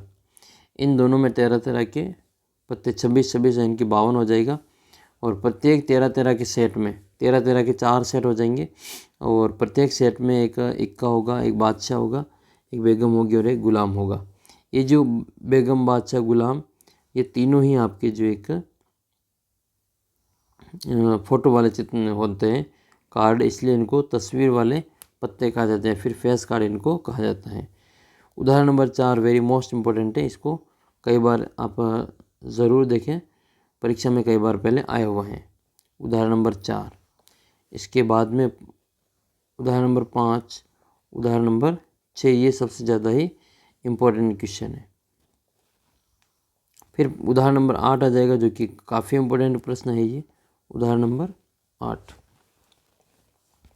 उदाहरण नंबर 8 के बाद में आपका जो अगला सवाल बनता है वो प्रश्नावली से ही बनेगा। और प्रश्नावली से पहले एक और उदाहरण है 13वां, बहुत ही इम्पोर्टेंट है, इसको अच्छी प्रकार से तैयार कर लें। इसके बाद में अगला जो क्वेश्चन है वो प्रश्नावली से आएगा 14.1 से। फिर प्रश्नावली 14.1 की जो इम्पोर्टेंट क्वेश्चन है वो देख लेते हैं। इसमें से आपका जो पहला क्वेश्चन है वो वेरी मोस्ट इम्पोर्टेंट है। इसके जो 5 ही क्वेश्चन है वो 5 ही इम्पोर्टेंट है ये। इसके अलावा आपका जो इसमें चौथा क्वेश्चन है वो इम्पोर्टेंट है। चौथा, 5वां, 6वां, 7वां, 8वां ये सबसे ज़्यादा बार पूछे हुए क्वेश्चन है। 9वां क्वेश्चन भी आपका इम्पोर्टेंट है। इसके बाद में आपका जो क्वेश्चन नंबर 12 है ये इम्पोर्टेंट है। 12 के बाद में आपका 13वां और 14वां क्वेश्चन है वो सबसे ज़्यादा बार पूछा हुआ क्वेश्चन है। फिर आपके इम्पोर्टेंट क्वेश्चन में आपका जो 16वां, 17वां, 18वां और 19वां जो क्वेश्चन है ये सबसे ज़्यादा बार आए हुए प्रश्न हैं। तो इसके बाद में एक और प्रश्न बनता है आपका 24वां क्वेश्चन, जो कि सबसे ज़्यादा इम्पोर्टेंट है। तो ये पूरी किताब के जितने भी आपके इम्पोर्टेंट क्वेश्चन थे वो मैंने इसमें आपको लगा दिए। इसके अलावा आपको ज़्यादा से ज़्यादा PYQ सॉल्व करने हैं। ये आपकी 10वीं क्लास की गणित की किताब है जो कि NCERT की ओर से आती हैं, वही किताब आपकी। और इसमें से जो भी आपके इम्पोर्टेंट क्वेश्चन थे मैंने आपको कौन सी प्रश्नावली कितने नंबर की है और उस प्रश्नावली में कितने क्वेश्चन आएंगे, कितने नंबर के, और कौन कौन से टाइप के आएंगे, वो सारा मैंने आपको बता दिया है। उम्मीद करूँगा कि ये वीडियो आपको काफ़ी हेल्प करेगा। ये 1 घंटे और लगभग 27 मिनट का वीडियो होने को आ रहा है। और इस वीडियो को अपने कक्षा के सभी दोस्तों के साथ में शेयर ज़रूर करें और सभी बच्चों को ये ज़रूर भेजें ताकि वो भी इस वीडियो को देखें और इम्पोर्टेंट प्रश्न एक बार लगा करके आप ही अपनी तैयारी को और बेहतर कर सकते हैं। PYQ देखने के लिए, पुराना पेपर देखने के लिए चैनल को सब्सक्राइब कर लो। और अगर आप आज इस चैनल को सब्सक्राइब करते हैं तो 70 में से अर्धवार्षिक में आपके जो 65+ नंबर आप आराम से प्राप्त करेंगे। निश्चित रूप से आपको फ़ायदा होगा, इसलिए चैनल को सब्सक्राइब कर लो। और बोर्ड परीक्षा में वो आपके आने वाले जितने भी इम्पोर्टेंट क्वेश्चन थे वो और अर्धवार्षिक 27 नंबर को आने वाले सारे जो क्वेश्चन है वो मैंने आपको यहाँ पर इम्पोर्टेंट लगवा दिए हैं। बाकी अपना जो व्हाट्सअप ग्रुप है, टेलीग्राम ग्रुप है, इसको ज़रूर ज्वाइन कर लेना और ऐप को डाउनलोड कर लेना। ऐप के ऊपर जो टेस्ट सीरीज़ है उसको आप ज़रूर ज्वाइन करें, इससे आपको काफ़ी बेनिफिट मिलेगा। तो मिलेंगे आपको अगले वीडियो में। ये वीडियो आपको कैसा लगा कमेंट करके ज़रूर बताना। और इसी प्रकार के और दूसरे सब्जेक्ट के वीडियो अगर आपको देखने हो तो आप उसका कमेंट कर देना कौन सी विषय का वीडियो आपको देखना है। मिलेंगे आपको अगले वीडियो में, तब तक जय हिंद, जय भारत।